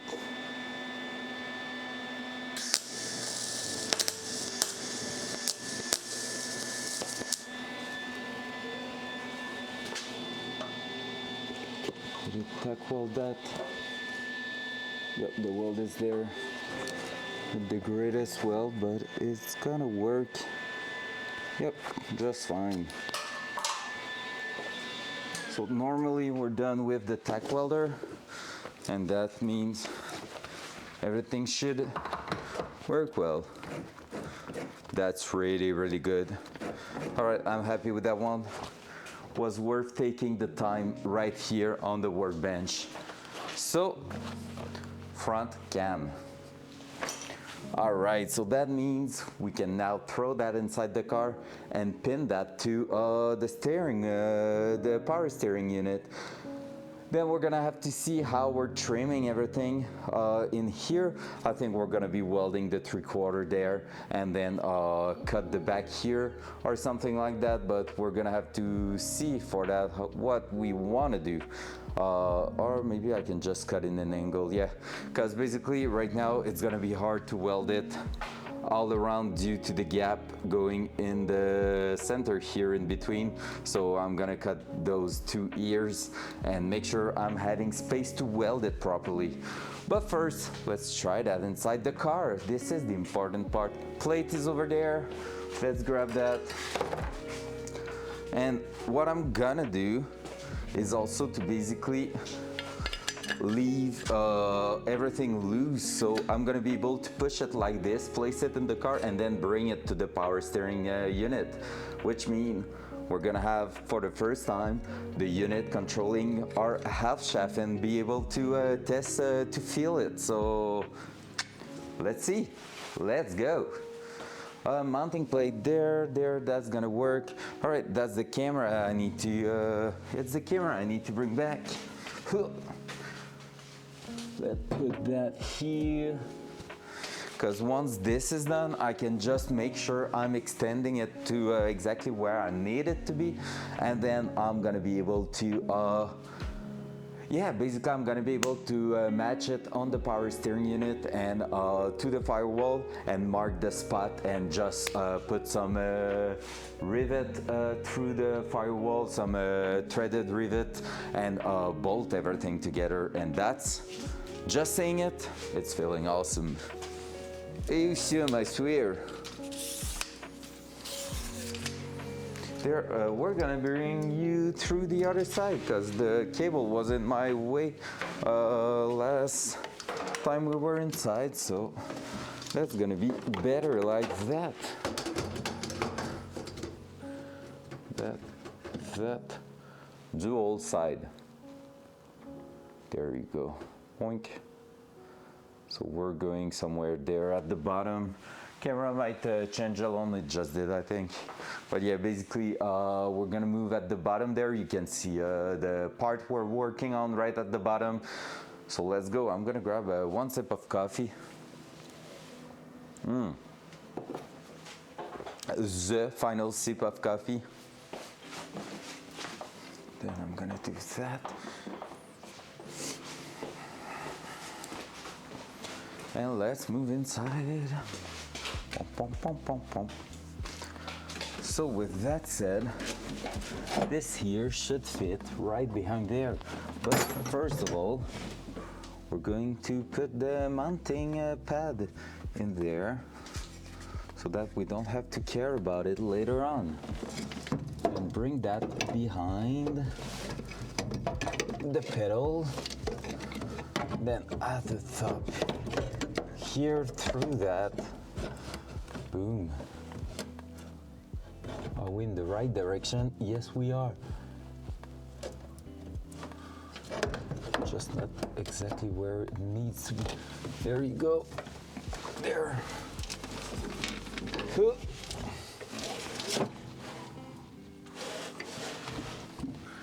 And then I can touch that. Yes, I can. Wait, what?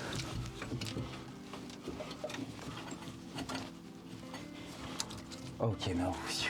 I thought we were stuck inside the foot pedal, like the brake pedal in there. And I was like, no freaking way that we just managed to put the unit through the brake pedal assembly without noticing. That's impossible.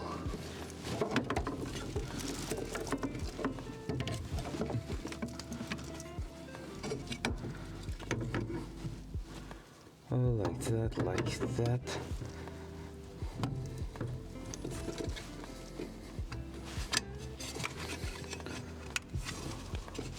Right, so that.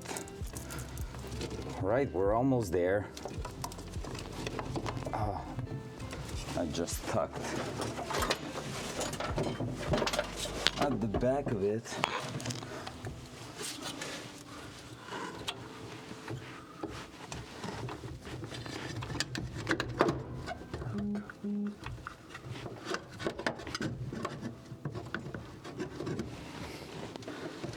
this. This will be holding this, that, and that.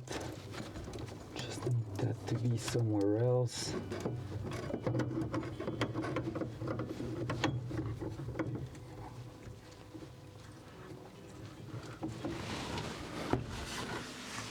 Hey guys, I'm turning the entire thing right there. That's awesome! So far so good. And everything is going through.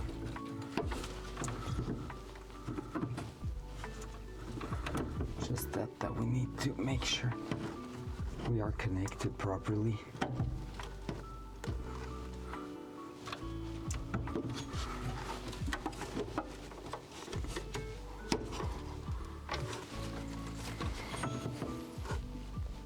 And yeah, the power steering, we're gonna have to remove a bunch of parts there.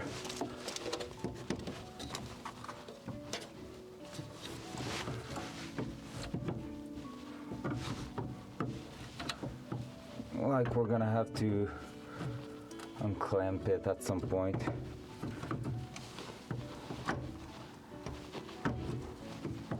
Because right now it's getting in touch at the back there, but there we go.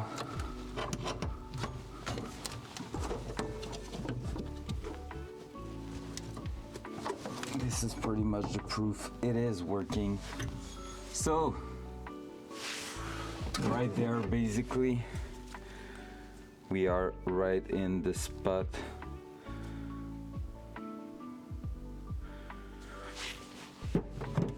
Right in this spot. If I'm looking in the other side of the car, I almost fell to the ground there. I'm doing that. And I'm going inside the engine bay. In fact, I know it's spinning right now. And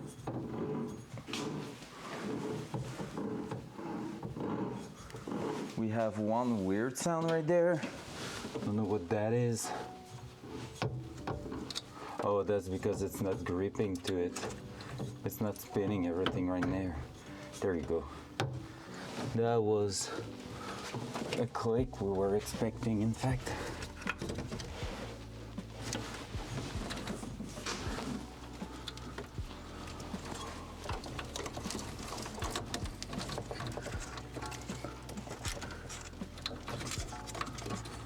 What's that? I don't know what you are, but you're gonna have to come here, sir. You come up top there. Good, sir. Oh, you are the foot pedal or something. Yeah, we're gonna have to rearrange you. Because you're gonna be right in the way.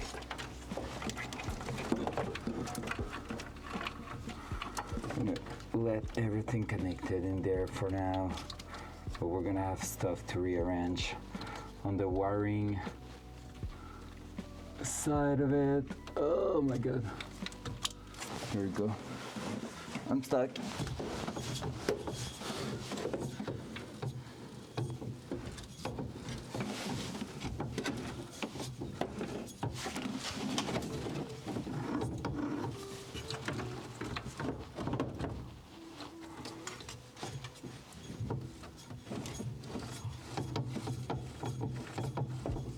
Yep, we're gonna have to fix everything now. Let's see. All right, that was a plastic trim. Well, let's remove that for now. But yeah, so we're gonna have to make sure everything is staying in place.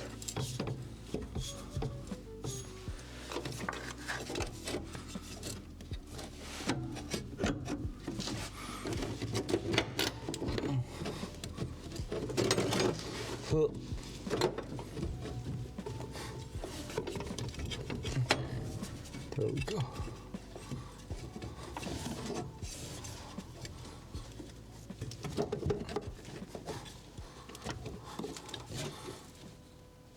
And can I, with a lot of will, put the bolt through there?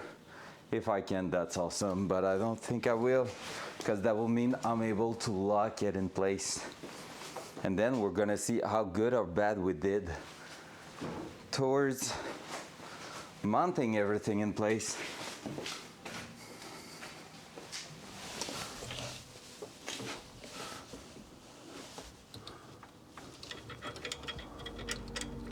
I don't think we will.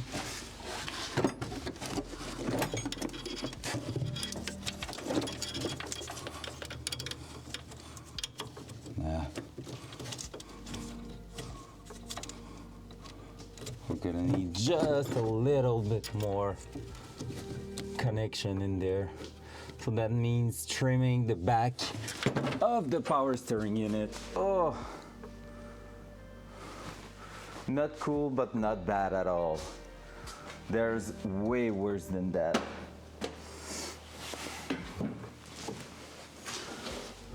There's way worse than that.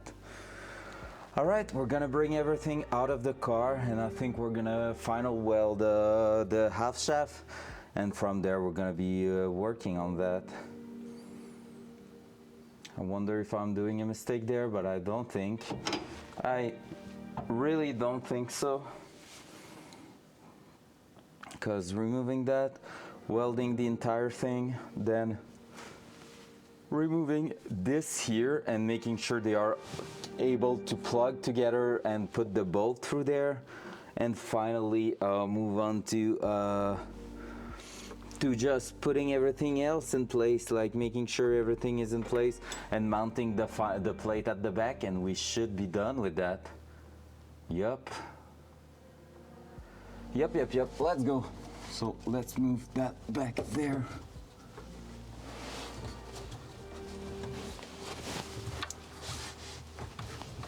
If it wants to. Hello. Well, seems like I'm gonna have to. Oh, did I put the bolt and leave it in there? No, I didn't.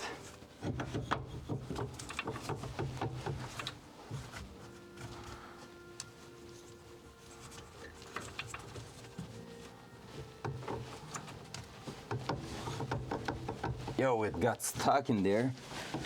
Well, that's a good sign for us later on. But right now, I need you to come out, please, sir.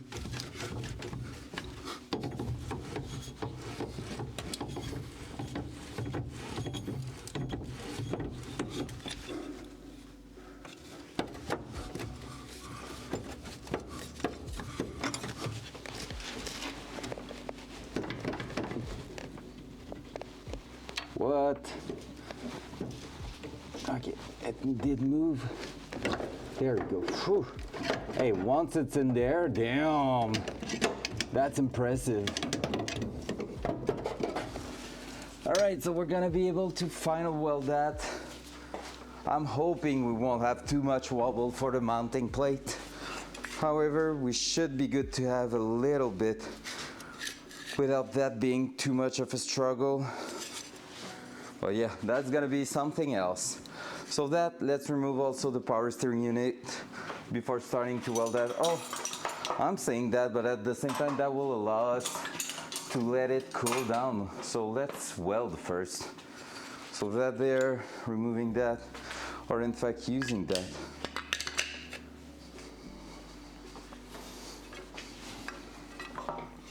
Are we able to? Well, let's do that first. Front cam. All right, front cam, front cam. Hey, what's up with the butt this morning? You stupid bitch. Front cam. Hey, there you go. So I'm gonna be removing that side first because it's the easiest one.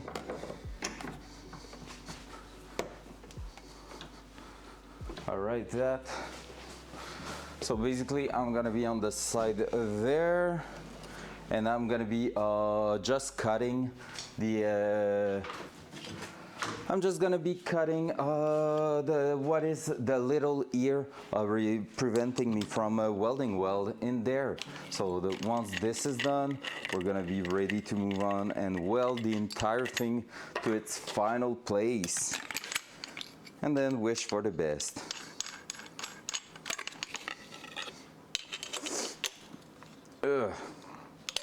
There and there. And with that, need a battery in there if we want it to work. That's just straight fact. There you go. Protection ears, or ear protection, I should say. There. And then loud noise.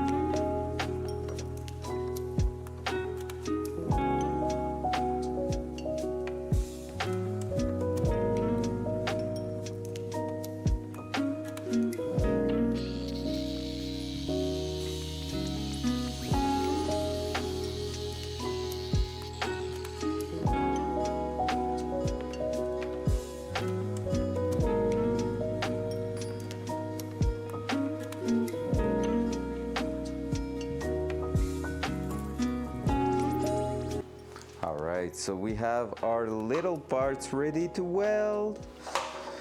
So basically, I'm trying to guess which way it's gonna be the easiest to weld it in place, and I'm thinking of doing it like this vertically, because I'm gonna be able to work all around it. So that will be great, and for that, I'm gonna bring my super duper old vice grip. That's gonna be a really good centering point. So if I'm doing that here, that there, that like this, I should be able to clamp that in there.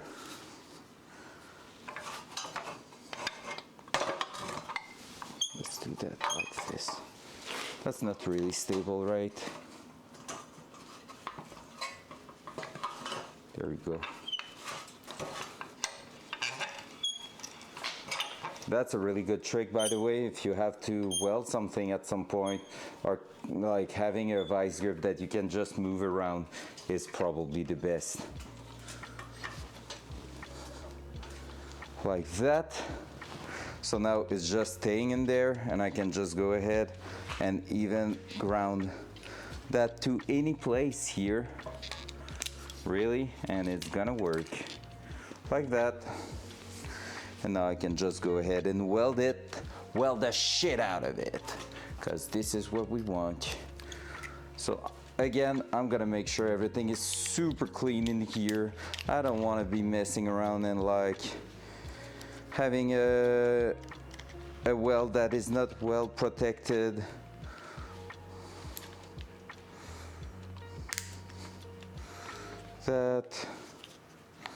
Let's do this. Let's clean our nozzle properly.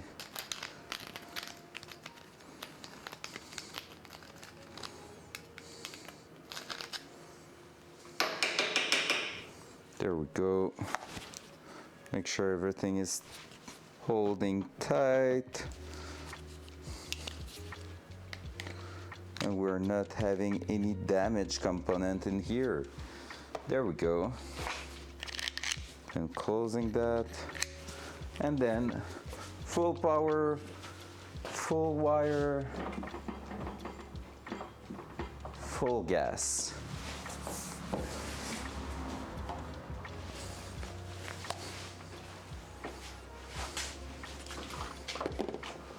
And with that said, we're ready to move on. Let's weld that entirely. So I'm gonna do that in 2 passes, left to right on this side, go around it, left to right on the other side, or right to left on the other side, trying to spread the heat in different places. So yeah, I'm gonna do this, and basically I'm going through the different tack welding we did.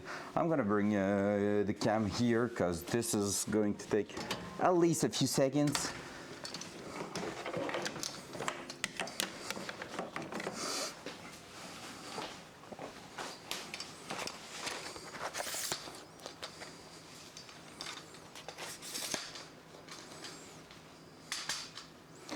So I think I'm gonna put you over here, because this is where I'm not gonna need to go. Dual side. There we go. So yep. So I'm gonna be welding right there at the edge of it, and I'm gonna try to go wide on it, because I really want to make sure we are staking everything in there and having a really good strong weld. Ready for that, guys? Because I am.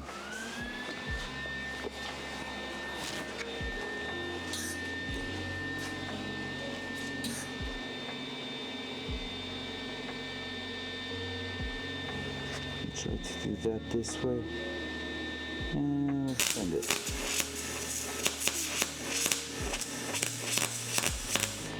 I said that, but I need to move, so let's do it in 4 passes.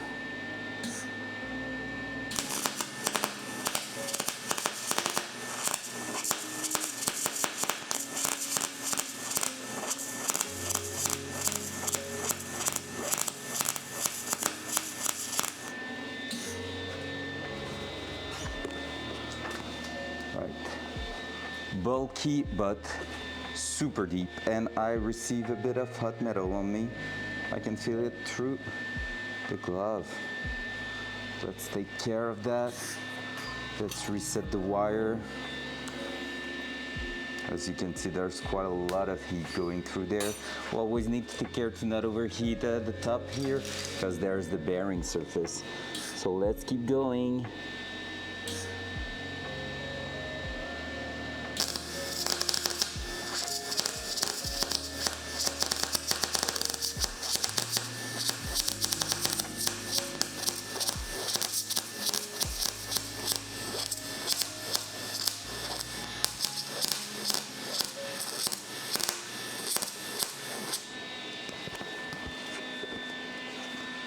Boom.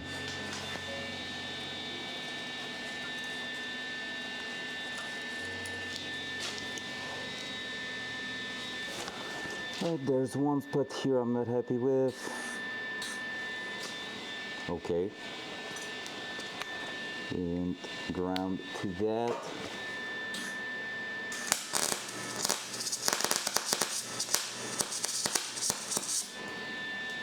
That's better.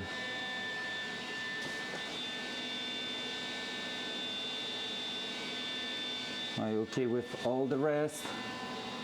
We welded through the spline and everything. I feel like we're good at that.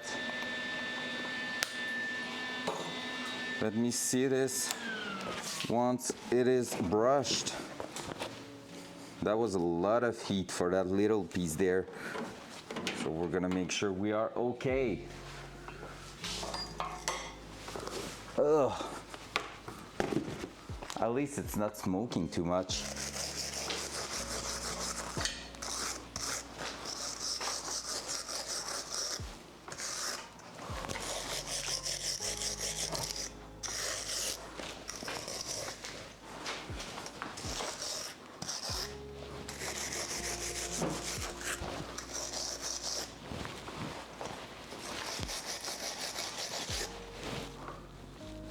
Yeah, boy. All right, I'm super happy with the penetration of the welds. Basically, again, how can I say that? Without being a professional welder, well, okay, there's one spot there. Oh yeah, we put quite a lot of heat through there too. So hopefully nothing is damaged, because everything went blue, which is looking pretty, not gonna lie. I think that we're gonna have to send that. Yep. But when I'm saying I'm happy with the penetration, look how smooth it looks. And even when you have a really huge puddle like this right there, it's really looking like it's blended to the metal. That means the wire we added, the welds we added in here are really, really deep into the material. We really blended the shape of that piece here, the cast material there, to basically the material of the rod itself. So this is really cool. So basically I'm gonna try to clean it up a little bit, then we're gonna be able to move on and remove the power steering. So I just have a little splash in there I want to remove, but they are really well stick to that. So I'm gonna grab the belt sander. I have to replace the belt, so let's do that first. Where did I put it? Because it was pretty much gone. It's at the back there. All right, so let's move that. This is a bit in the way. Front cam. There you go. There, there, there, and then that, and remove that. Replace that. Pump, pump, pump. Quite a smooth one. So I'm just going to up. There, garbage in the bin.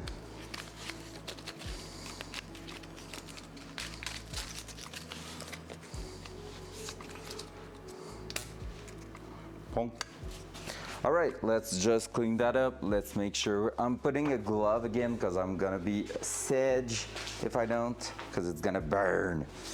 Burn, baby, burn. Loud noise.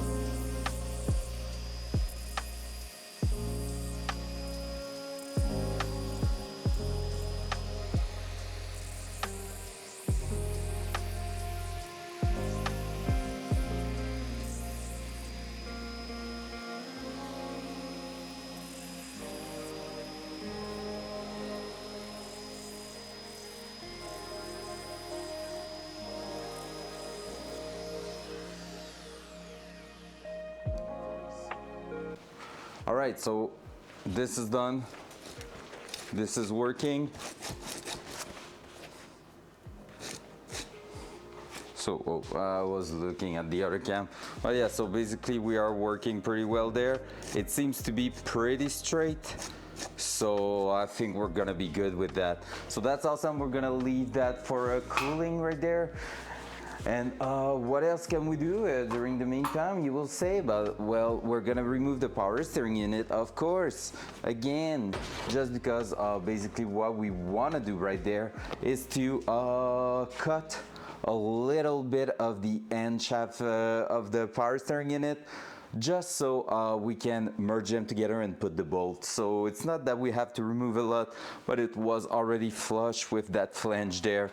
So welding a little bit, like a little part of the rod we did, the shaft we did, well, it's not working anymore. So that means we have to remove just a bit of material. It's what I was talking about yesterday when I was saying basically that if I have to replace the power steering unit, it's gonna be a bit shit because I have to re-weld the bracket on top and also cut the flange at the back. Like, it's adding a step for that, but cutting a flange is not the worst, right? So I prefer to do that than having to focus too much on a weird setup.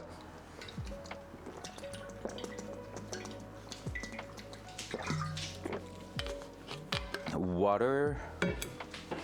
And yeah, so let's do that. Let's move the cab inside for that, because it's gonna take a few minutes. And we're gonna take the time to securize where the linkage at the back is. So we're gonna secure that with the nuts on it, things that we never did so far. There, almost. Side cam, dual side. Hey, almost there. Not quite, but for just throwing it inside, not too bad. That's why it was pinned in the wrong direction. So basically what we're gonna do right now, how is it going? This way? Well, that is working.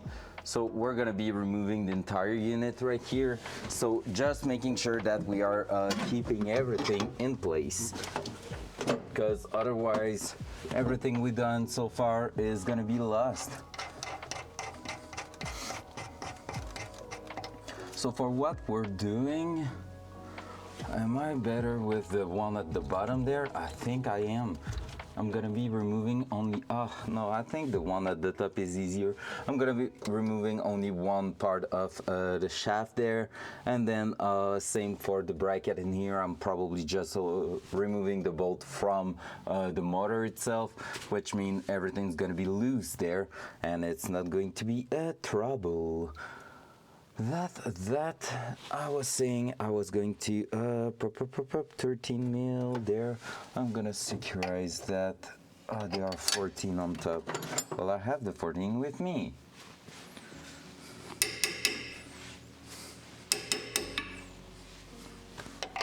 That I'm just going to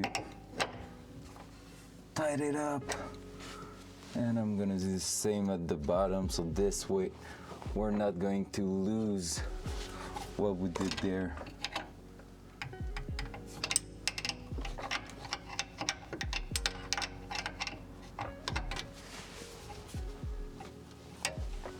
Hello? Right, in fact, I can just go ahead. Since that one is tight, I'm gonna be able to tighten the one at the bottom after that. There you go. So that's gonna be the 14 at the back there. I'm gonna release the one at the front here. So am I on the 12? Yes, I am, and I am screwing, so I'm gonna unscrew.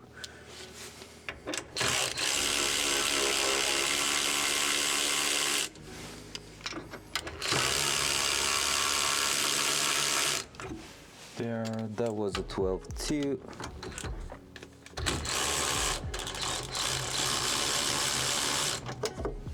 That one, we don't need it there. And then 14 mil was in here, I think. Yes, it is.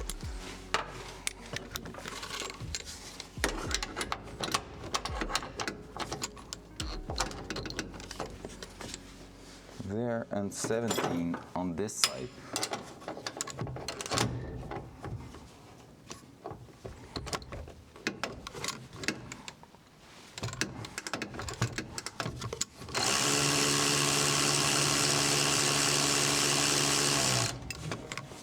There we go. With that said, that means I'm gonna be able to remove it without losing anything. That I'm gonna put that there on the side.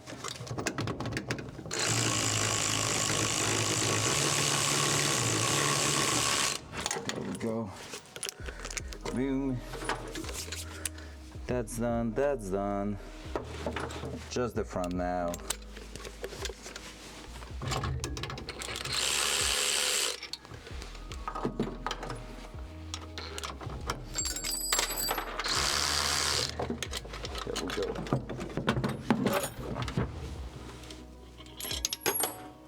Four washer on one side, four on the other, and good we are. Gonna do the same thing here, make sure we are not losing those. So might as well just do that for the time being.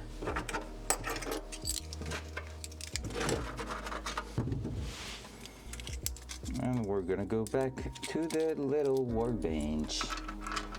There and there. Boom! There we go. So with that, yep, that's really the 12 one. Yeah. All right, cool. So with that said, let's move to the bench now and see what's going on with the power steering. Front cam. Front cam. Front cam. I need to pronounce the T more this morning.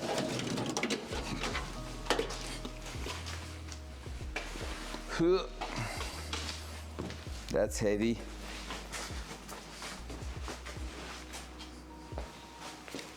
There you go. So this is our little power steering unit. I need to make sure I'm gonna be securing that to its position there so that it's not moving at all. There you go. Cool. Well, that's going pretty well. Basically, oh, that's gonna be an easy one. Do I have, yeah, I'm gonna bring the camera. It's worth it. It's not like a 30-second, well, it might be 30-second cut, but it's worth explaining what I'm doing right now.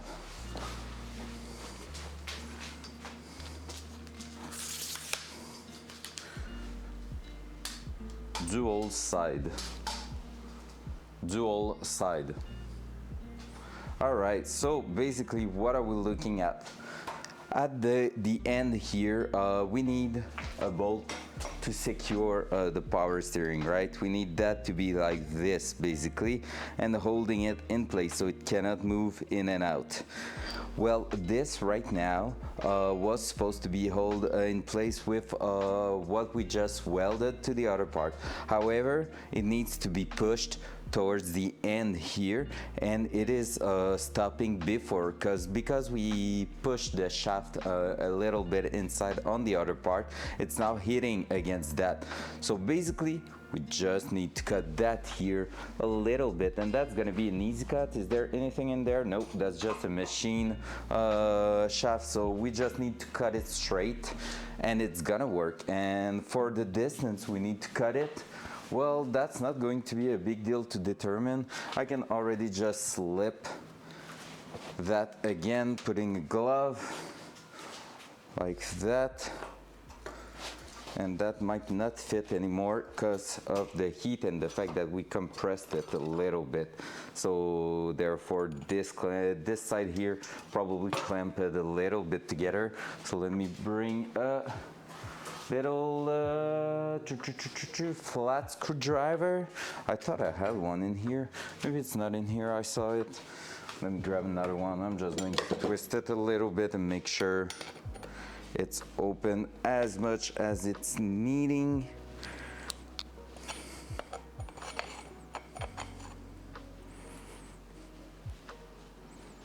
Because since we put a lot of heat on it, it probably have worked a little bit. And there should be also maybe a side where it's gonna fit or not fit.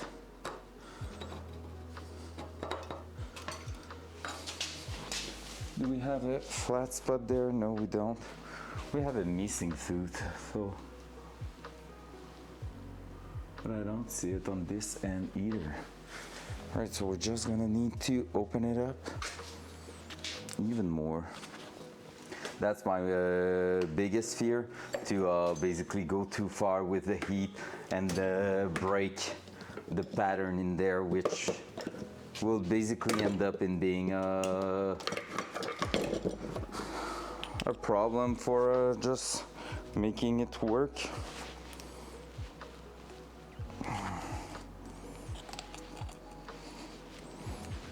All right, what we can do so is go on the workbench and tap a little bit that flat screwdriver through it, so that's gonna open it up quite well.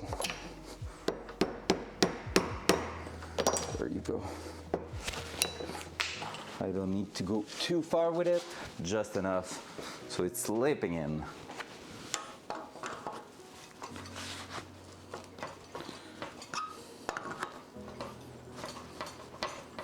Well, you see, that's not enough.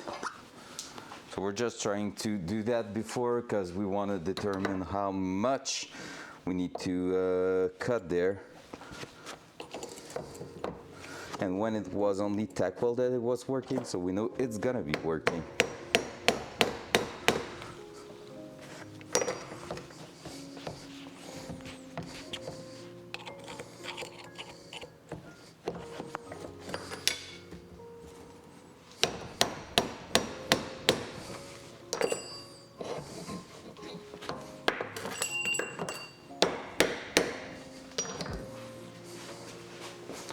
At this point that should work, and and the bolt is going to close it back once we are done. So yeah, there we go. So basically the bolt need to move pretty much like a half an inch forward, or more or so exactly the unthreaded part at the back there. So that's what we're going to do. We're gonna cut that. Shouldn't be too hard.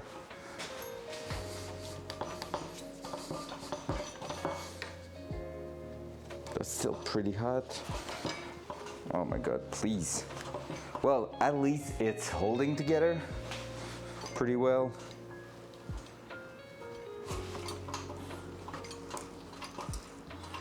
Oh, I'm not sure. Oh my god, I think we're gonna have a bit of a problem later on.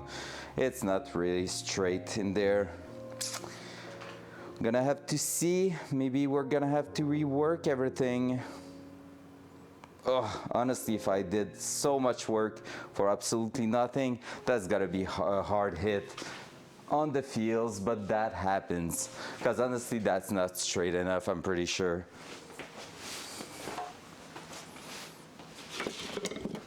And just with the heat, it might have been enough to prevent that from working well. Come on, please. Just get out of there.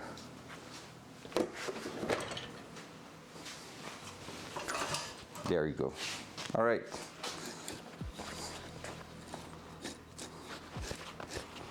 So yeah, like this is looking good.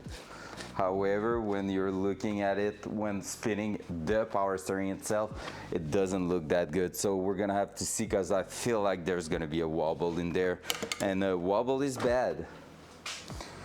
So the idea there, if this happens, if this does happen, I'm gonna basically, we did all that with just the material we had, so I'm gonna be ordering what I need to make it properly.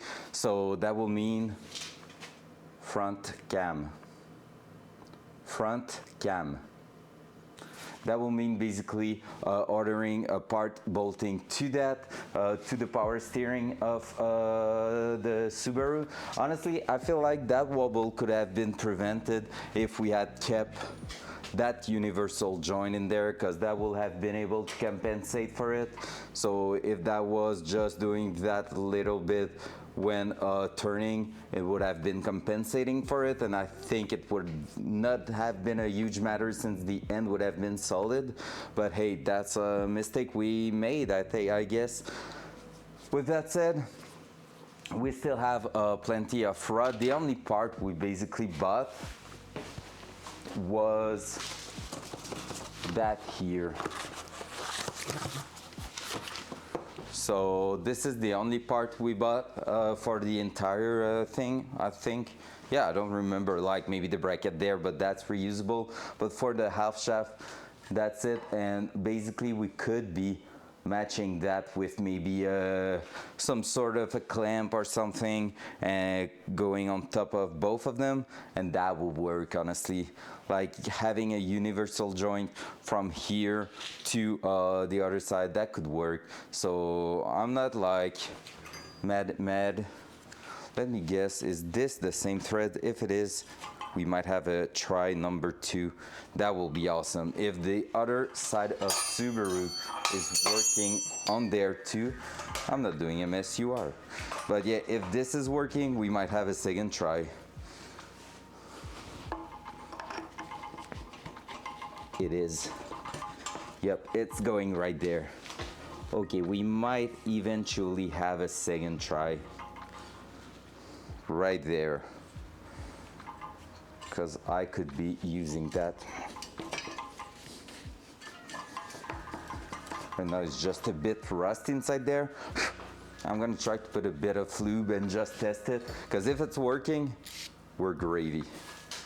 We're gonna have one of the big side part we need.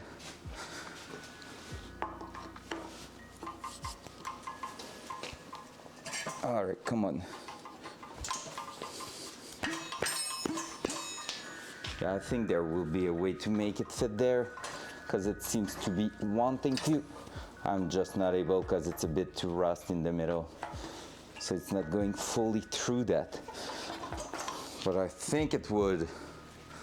All right, so that's good to know. We're gonna keep that preciously. Because honestly, I could be replacing that and that with that. Honestly, it might happen before it's too late. Might order all the parts. Like, let's finish what we are trying to do first, but might happen. I'm just saying that. It might happen that we're gonna have a different half shaft there, because basically I know I can buy the end of a universal joint for that. So basically I could just pin that on top, weld it, like match it with the other end here, have a universal joint going through there and just going straight through the middle of that to our little thing. So that will be just that, instead of a complex thing with bearing and everything, that will be way more simple. And I just need to have, I'm saying that, but I need something here to hold it at some point. So that's the only big thing I have to think about. Because it needs to be whole, because if I have a universal joint, so it can do that with spinning, but it needs to be maintained at the bottom there, and that will mean I could plug it straight to the universal joint of the Fiat, because this is what we're using right now for that. So gonna have to think about it. It feels weird now to keep going on that while knowing that it might get entirely replaced because I see a problem right there, but hey, let's just do it. And if I'm cutting that, am I creating a weakness for later on? I don't think so. I think I'm still pretty good, so we can do that. It will just mean that I will not have to.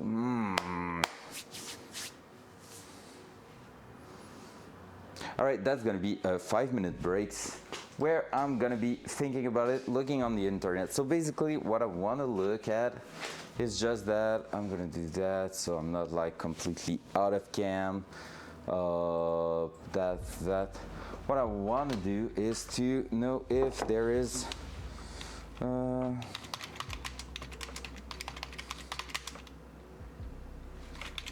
double D steering U-joint. There's a coupler here. That's not really exactly what I want.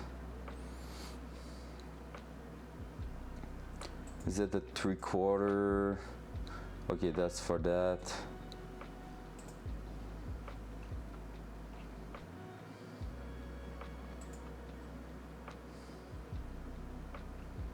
All right, sorry for the wait. I'm just going to take a look quickly to what we could find.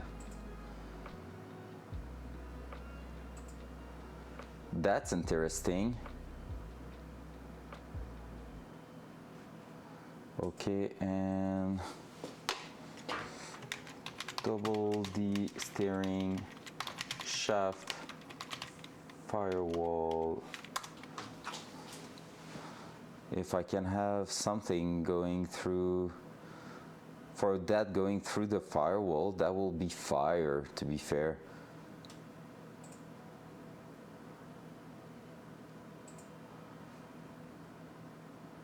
That could work, I guess.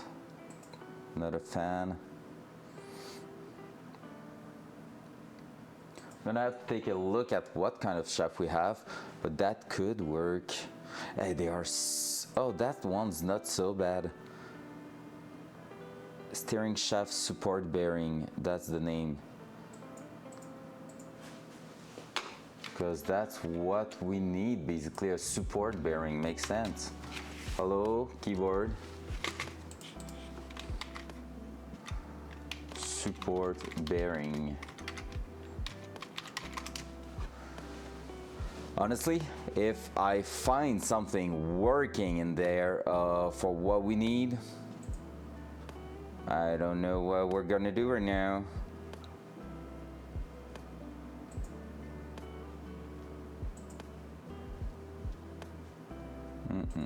Image, I'm gonna take a look.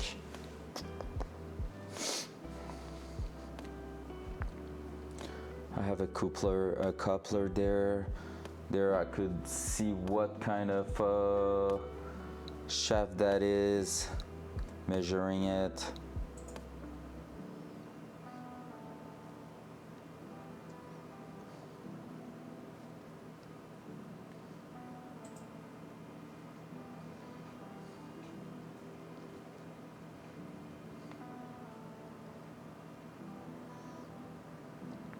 Oh, that could do the job.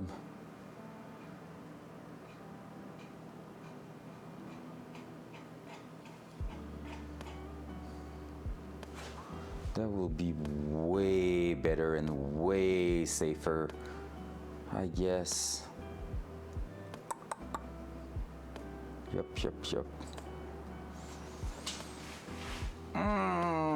We have a struggle, guys.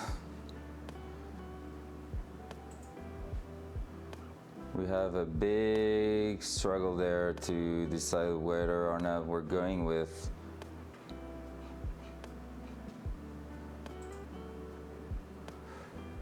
rack joint, flange, 3/4 double D. All right, let's try that. I want to see. Oh, that's yeah, that's not exactly what we need. This is not going through a firewall, right? No, this is for a flex thing. Yeah, good-ish. I'm trying to find basically if I'm stopping right there on what I'm doing, because basically I'm seeing a problem with what we're doing right now. Like, I can tell it's going to be a problem later on, and like, since I can see it right now, why would I continue, right? So basically, if you want to understand Gab, let me show you properly. Maybe I can just do that there. This is the custom thing we did, okay? So cut it, re-welded, everything. Need to make that straight. It need to be super duper straight. If it's not, problem. Like, steering wheel's gonna be bumpy, it's gonna be gripping and everything, okay? This is what we use for the output here. This is working. This is connecting to our the other part of the stem. However, I just found out that I could be replacing the entire assembly we just did there, which is super complex for what it is. 2 bearings, re-welded the shaft in the middle. Like, it's working, it's solid. However, the problem is, this is not a machine shop, right? So I don't have the tools to make sure everything is aligned. Now, if I'm putting that on top here, that's looking great, right? This here to there looks quite like straight. Tu vas voir ton messenger quand tu auras le temps. Ok, bye. Quelque part là-bas. Allô, Vadi. So yeah, so basically everything's looking great so far, right? So this is the idea. This is the steering column that we're gonna be throwing to the bottom there. So steering wheel connecting there, output outside of the car there. Now look at this and why I know it's not going to work. Or at least it will work, but not the way I intended. I'm putting pressure there so it's not moving. Look at this. Can you see how it's going up and down? This is because it's not straight in there. Even if I'm holding that, like, I cannot make it.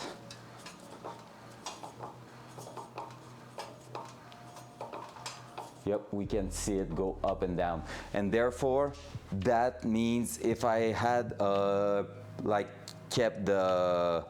if I had kept basically the U-joint in here, it would have been capable of compensating for that. But now it's not. It is just not able to, because basically this is a solid shaft there, and therefore it cannot, except if I'm smashing it and trying to make it straight, but like, that there's no point, like it's impossible for me to do that. So I feel like that's gonna be a great attempt of 2 weeks going down to the garbage. All right, cell phone is here, let me check. Hey, who went there? Why do I have a blink? Okay.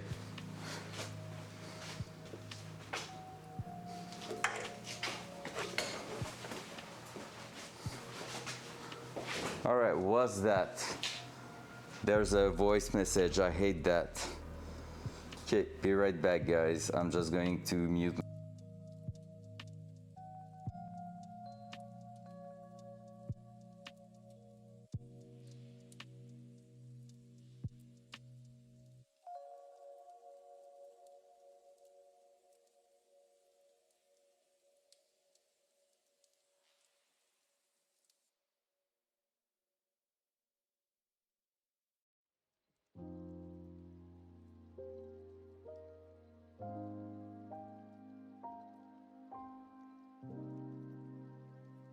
Oh shit!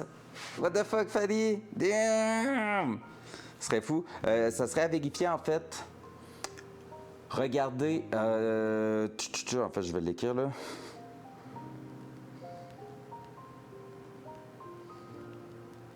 Faut regarder si IA est associé au Téléthon Opération Enfant Soleil. Puis je serais pas étonné que oui.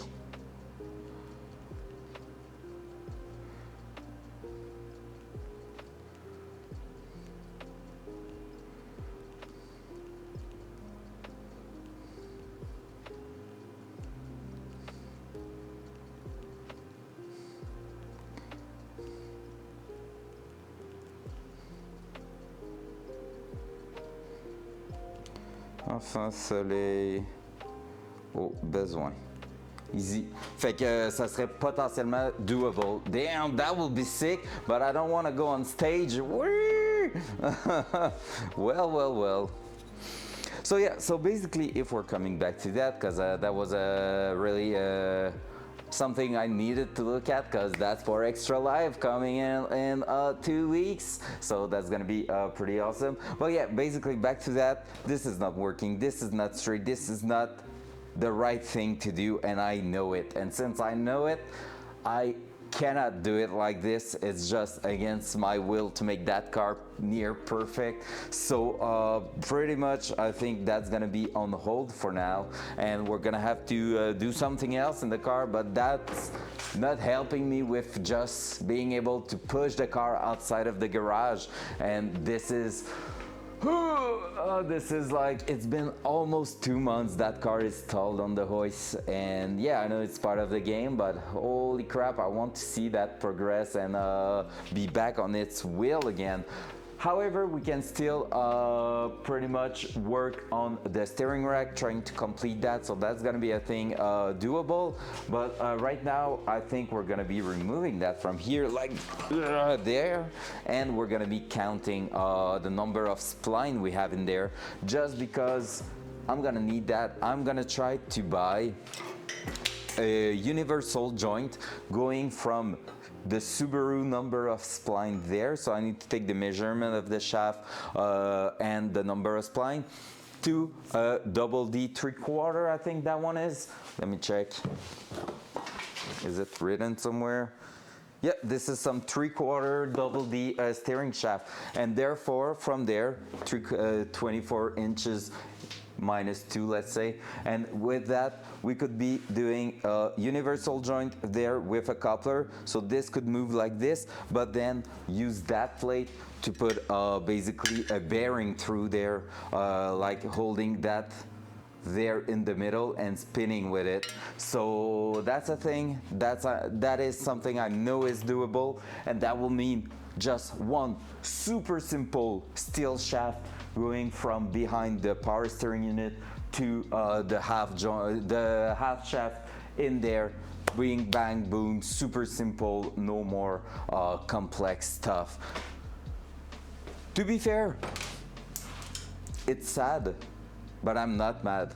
Like, the amount of work we put on that is pretty impressive, and the quality of the fabrication overall is not bad at all. Like, measurement fit, it was a big puzzle, it was fun to do, so I'm not mad. It's just that I don't have the environment to control how the metal's gonna bend and make sure, like, if I had like super big things to hold everything together, make sure everything is welding properly, that would have helped. So yeah, I think that's gonna be a thing. So right now, let's measure that and let's see what I'm gonna need for later on. Was there a new message? I think so. Oh, okay, so 30 days of delay. Ooh, that's long. But yeah, let's see. All right, so with that, let's take a measuring tool, which gonna be a ruler, basically. Hey, I have one there, and see if it is a 5/8. I will take a measuring tape for that one, just because I don't have the 5/8 stuff and written there, but in there I do. So let's start measuring. So basically this is a 5/8 shaft, which is perfect, and then with that 5/8 there is the tab there, so I'm gonna need to count them, and that's gonna be a bit painful because on such a small shaft, that's what he said, there's gonna be probably a few mistakes done. All right, so if I'm looking at this, dual front, there you go. So there we need to count the little spline in there, so not easy, not, there you go, that's better. And I'm gonna grab the marker just to mark the starting point. Do I have my yellow marker? That will be, yeah, it's on top there. That will be the best to know really well where we are starting. I had my plug there to turn my hub adapter. So let's move on to that. I don't know if that means next week we're gonna be working on engine or something, but honestly, maybe brake lines, maybe putting the super duper awesome kit at the back also could be a thing. I don't know. I'm gonna have to relook at everything right now in the next few days.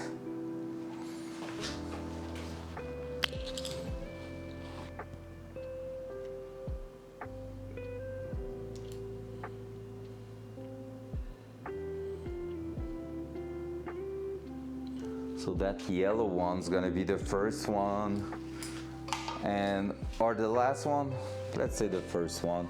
So basically, if I'm going there, 1, 2, 3, 4, 5, 6, 7, 8, 9, 10, 11,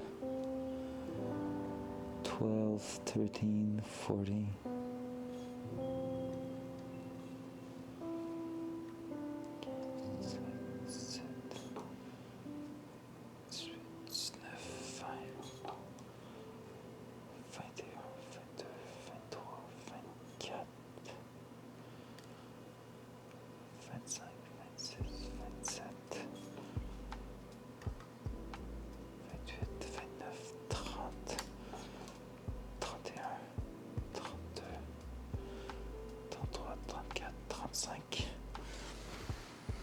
All right, do you think I've skipped one, or do you think I just did it perfectly? I don't think I did, because when I was looking there, let me check again. I think it was 3/4 double D2 5/8 36 spline, and I'm at 35, right? Hey, that's a $35 universal joint, but that looks pretty epic. Like if you want to see it, there's no leaks. I'm not sure, so I'm gonna open the image on the side. Not doxing myself, you know. That is what will be our connection there. So that will be pretty sick. That will hold everything together. And yeah, so let's try to figure out if we can use that. So let's go back there, like this. So that's by 36, so let's recount. Dual front. Okay, so I'm gonna say I'm always starting like that. 1, 2, 3, 4, 5, 6, 7, 8, 9, 10. Pourquoi je compte en anglais? 11, 12, 13, 14, 15, 16, 17, 18, 19, 20, 21, 22, 23, 24, 25, 26, 27, 28, 29, 30, 31, 32, 33, 34, 35, 36. Hey, 36. All right, so that will work. So that's gonna be ordered really soon. With that said, that means we're gonna be able to just use that right in there to make sure everything's working well. So I'm gonna add that to my cart right freaking now. So that will be here in 4 days. I love that. Add to cart. So this is done there. I don't know if they have boot for that, but at the same time in the inside we don't need it. So we have that, we have this, and we need a mounting plate for that. Firewall, steering shaft, bearing. All right, so with that, hey, there's some that are so expensive and some that are just not expensive at all. That's awesome.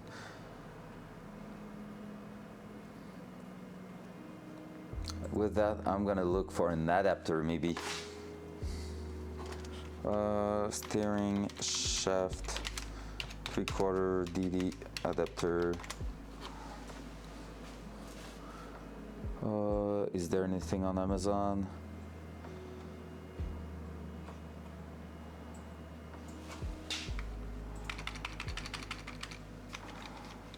Adapter.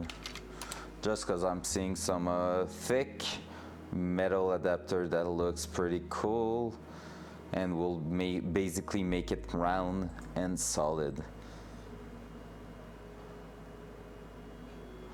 What's the rod end bore size? 3/4 of an inch. That will be flush, right?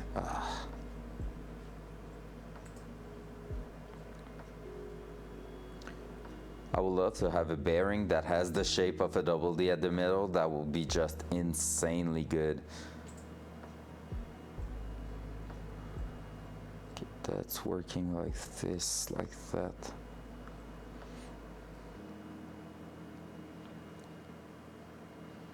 That seems like a pretty good one. All right, let's go see on Amazon for fun.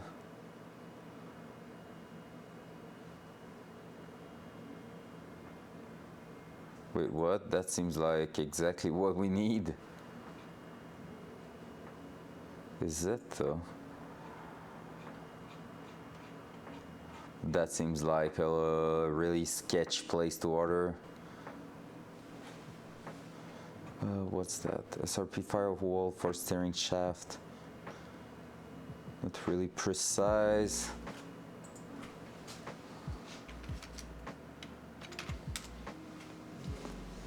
Pump, pump, pump.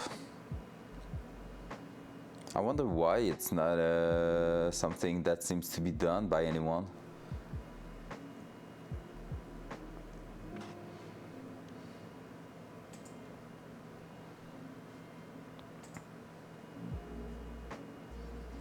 All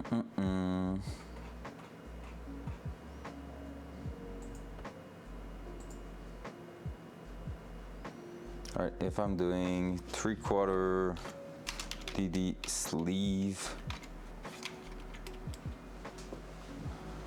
seems like something I could find, because that means it will be just a metal cylinder I'm dropping on top of it. Ooh, that's like way too big for $100. Shit, that's gonna cost a lot. I'm not ready to spend that much money. $13 US, that's better. Oh, that's the double D itself, right? Yeah, frick. I'm just trying to basically find an adapter where I could be throwing that through here and have like maybe a 1 inch metal cylinder on top there, which means I could go through a 1 inch bearing, which would be pretty much exactly what we need, and therefore we could be working with that.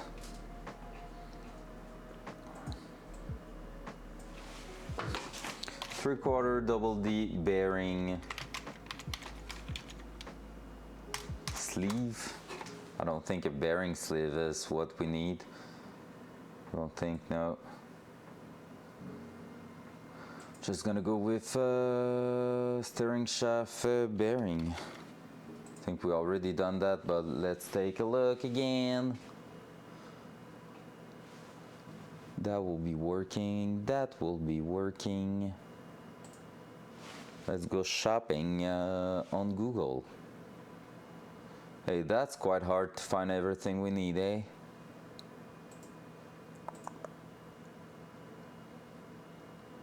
Right now I'm just in I'm just like, okay, I need to find a super duper good solution and it's gonna work. How are you doing that there? Oh, you're just going through that. I mean, through. I don't need that to be perfect. And if I'm going with a bearing that has a 3/4 opening, it's still going to hold it perfectly, like it won't be able to move at all. It's not because the sides are flat that it's problem. True, I'm overthinking it right there. And 3/4 steering shaft firewall seal, let's see that. What do we have there? And I think that's the one that is a bit pricey. That's the part that's gonna be a bit pricey, but it should work.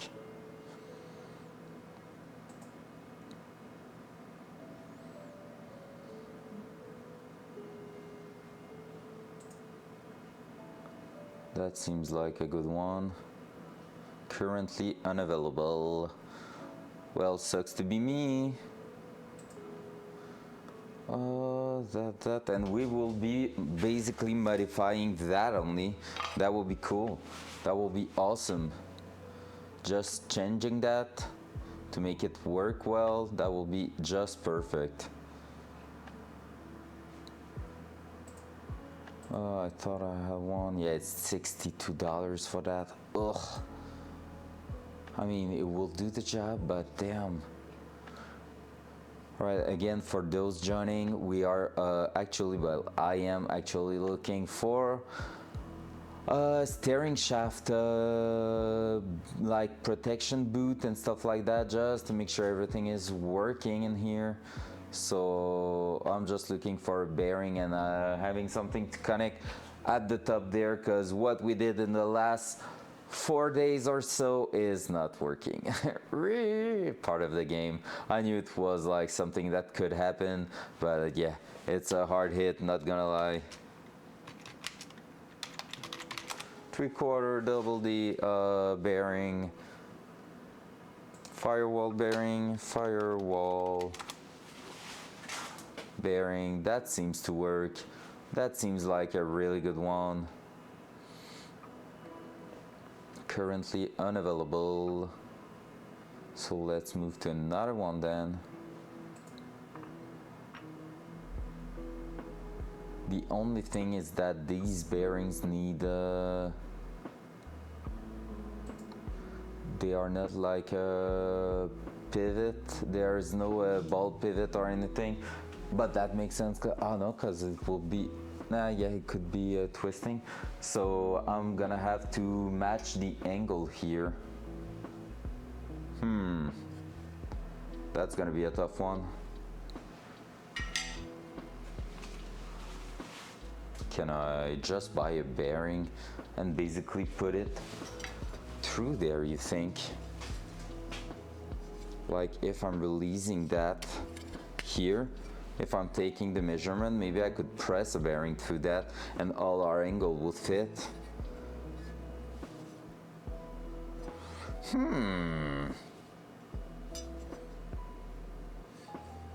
And then that's going through that inner side of the car. There we don't have, however, a little sealing point there, but that could work, pressing that through there to the edge there. That would work. Even tack welding it, because that's something you can do, tack weld a bearing in place. All right, I think I'm gonna have a lot of stuff to look at tonight. And there's even some coming with a plate that could be bolted from here. Oh yeah, but that's not working because there's not the angle, the proper angle there. I could be using, however, I had it there. I could be trying to use part of the rubber here to basically just stitch it on top there and make sure it's trying to seal it. We'll see. That's just too big. The shaft is too big for that one. Oop. Yeah. Well, at least we have a solution so far. All right, what's up with that? Why is there like an alert? Wait, shit. Pum, pum, pum. Weird. Okie dokie. So. This, and this. Working on that. How big are you, little?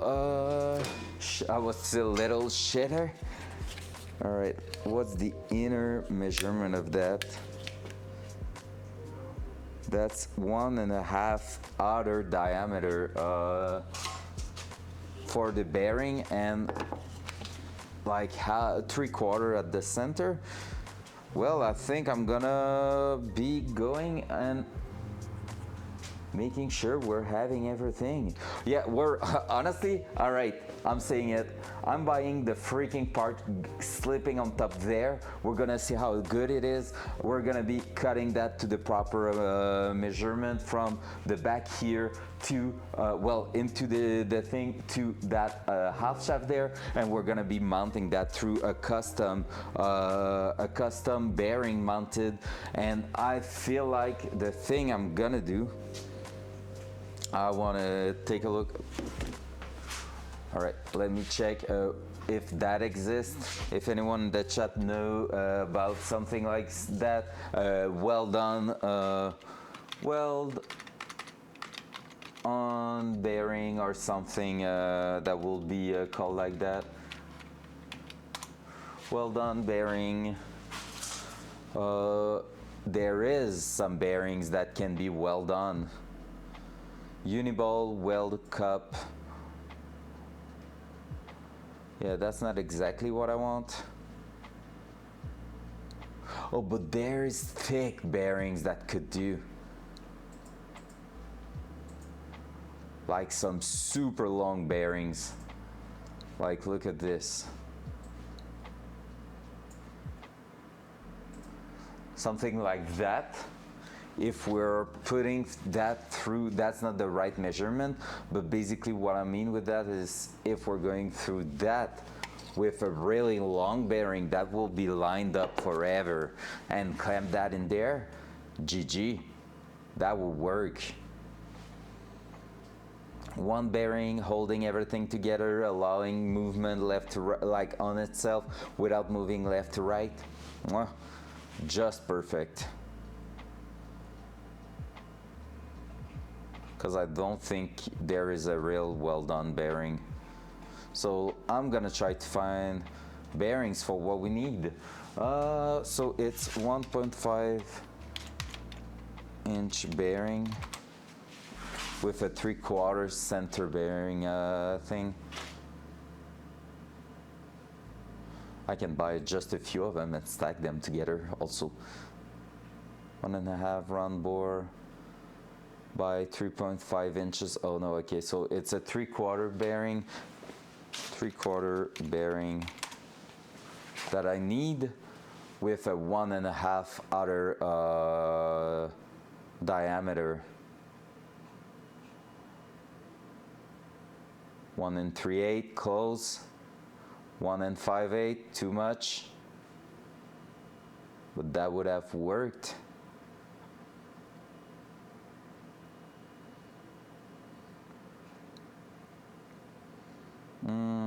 Since 3/4 at the center, oh, 1.575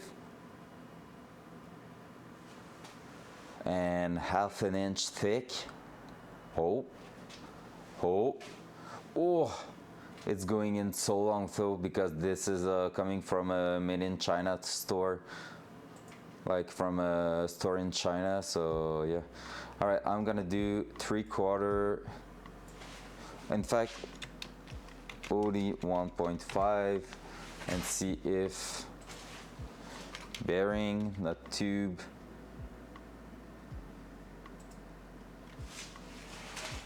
That's not it, that's not it.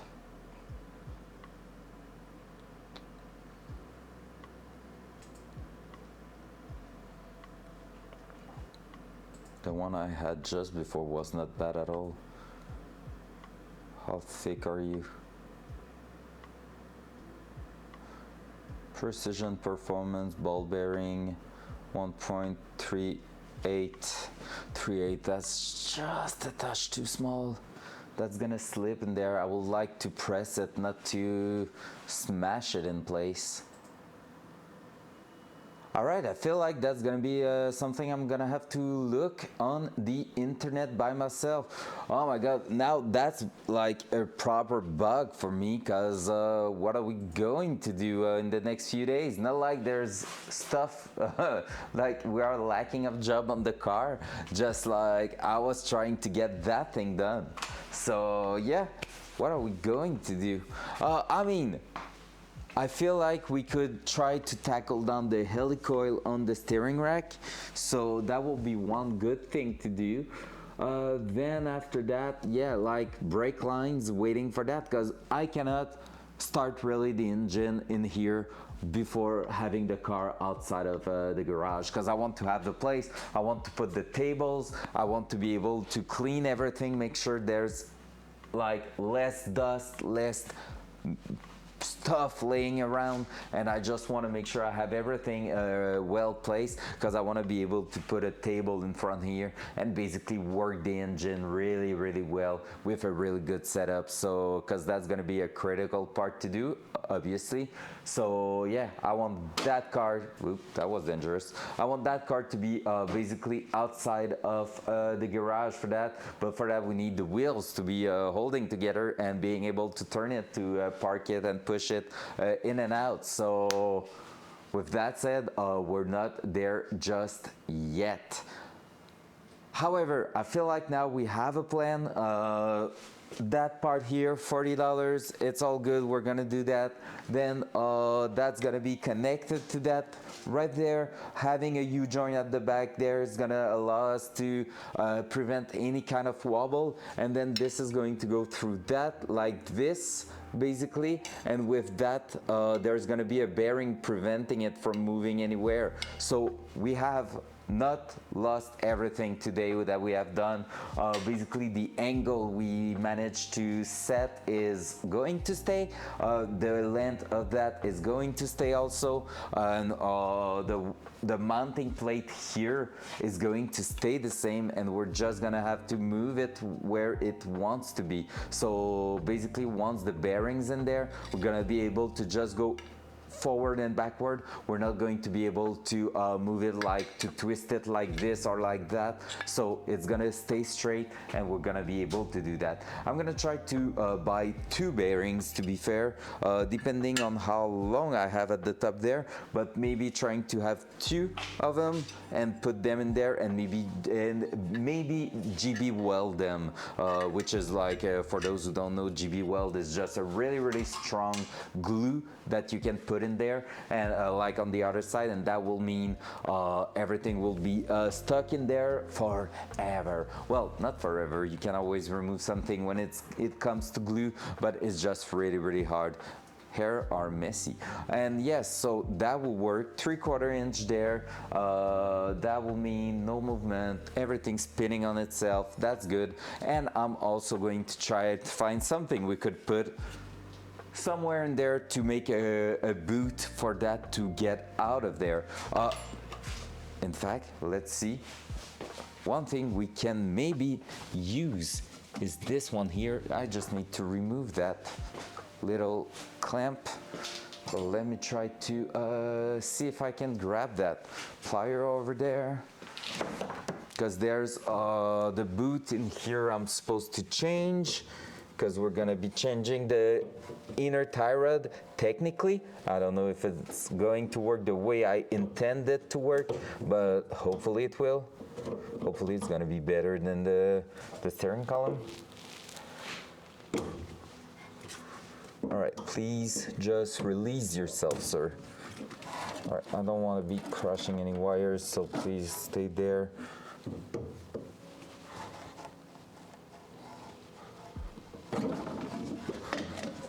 All right, that, because that could work. All right, it's kind of a cheap plastic, but at least that might be working, in fact.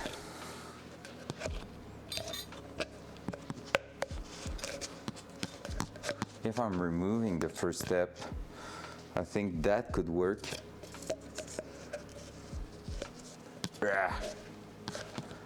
Yep, that's plastic, but at least that could work. So maybe we could put that. I would need to find a proper rubber one, because that is plastic and that sucks. So if I find a real one with just rubber, maybe I could just use that, and they are quite cheap, so I can find any one of them and just cut the hole bigger in there and put that through there, so that will at least help prevent anything, and maybe even glue that to the back there. So just seal it, just put a sealant, in fact, a gasket maker. So if I'm cutting that and pressing that against this, yep, because even like that, nailed it. Even if I was going like this, like that, it could have a little bit of flex to basically be doing something like this and just push that towards the outside. One real rubber thing like that, cut and fix, and we're gonna be sealed over there. Cool, that's a plan. That's a plan, and this one is going to work. I'm really sure, and it's gonna be better than anything else that we could have managed to do with that. So, all right, so we basically destroy Datsun steering column for nothing. Shh, don't tell any purists, because they're gonna hate us. On this guy, I think I'm gonna leave it there, to be fair. It's kind of a small day when you're looking at it, because it's 3 hours, 30 minutes I've been streaming. But with that problem right now, I don't feel like starting something else. And I'm saying that I just want to take a look at something. That that's gonna be interesting to remove, and then try to drill that. Yep, we're gonna have to take a look at this, but that is perfect for tomorrow morning stream. So yeah, so I feel like I'm gonna go with that and just wait until tomorrow to make some improvement and start working on the steering rack, and then maybe on the brake lines and stuff like that.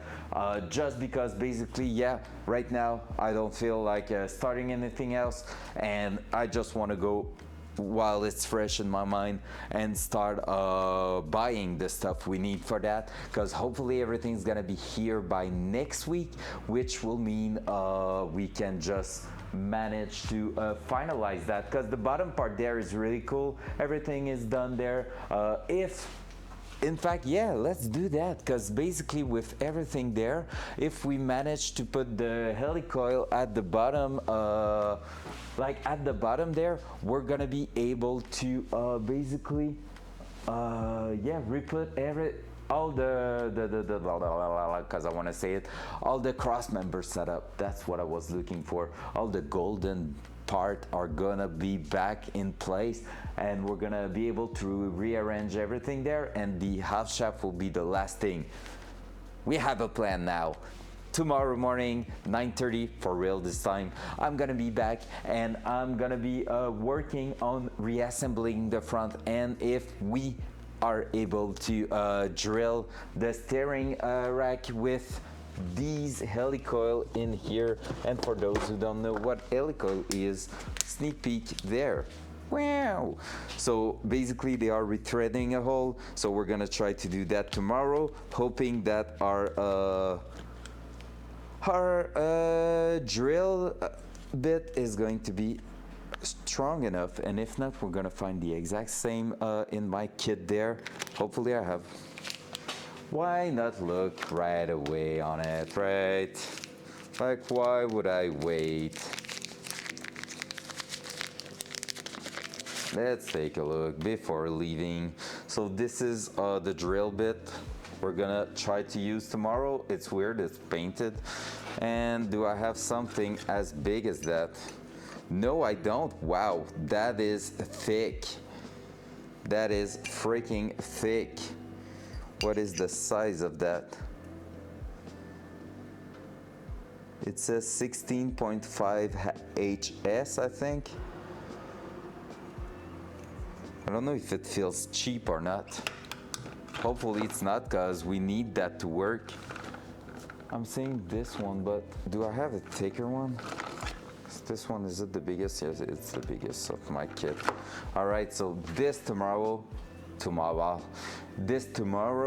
is going to be the main thing, where we're gonna try to drill 2 holes with that, keeping everything straight, and then we're gonna see if the helicoil kit is working well. So rethreading the holes and adding the new threads in there, and putting our little tie rod, well, the inner tie rod, that will lead to the other tie rod. So I'm gonna try to find them right now. I think they are here. Is that you? Yep. So this is the thing we're gonna try to fit tomorrow on the car. So yeah, let's go, guys. So on that, I'm gonna leave it there, and I'm gonna see you tomorrow 9:30, and we're gonna try to work on that, waiting for our new parts to fix the problem we had today. And that's gonna be it. Have a good one. Have a good night. Have a good day. Have a good evening. Have a good everything, and see you tomorrow. Bye bye.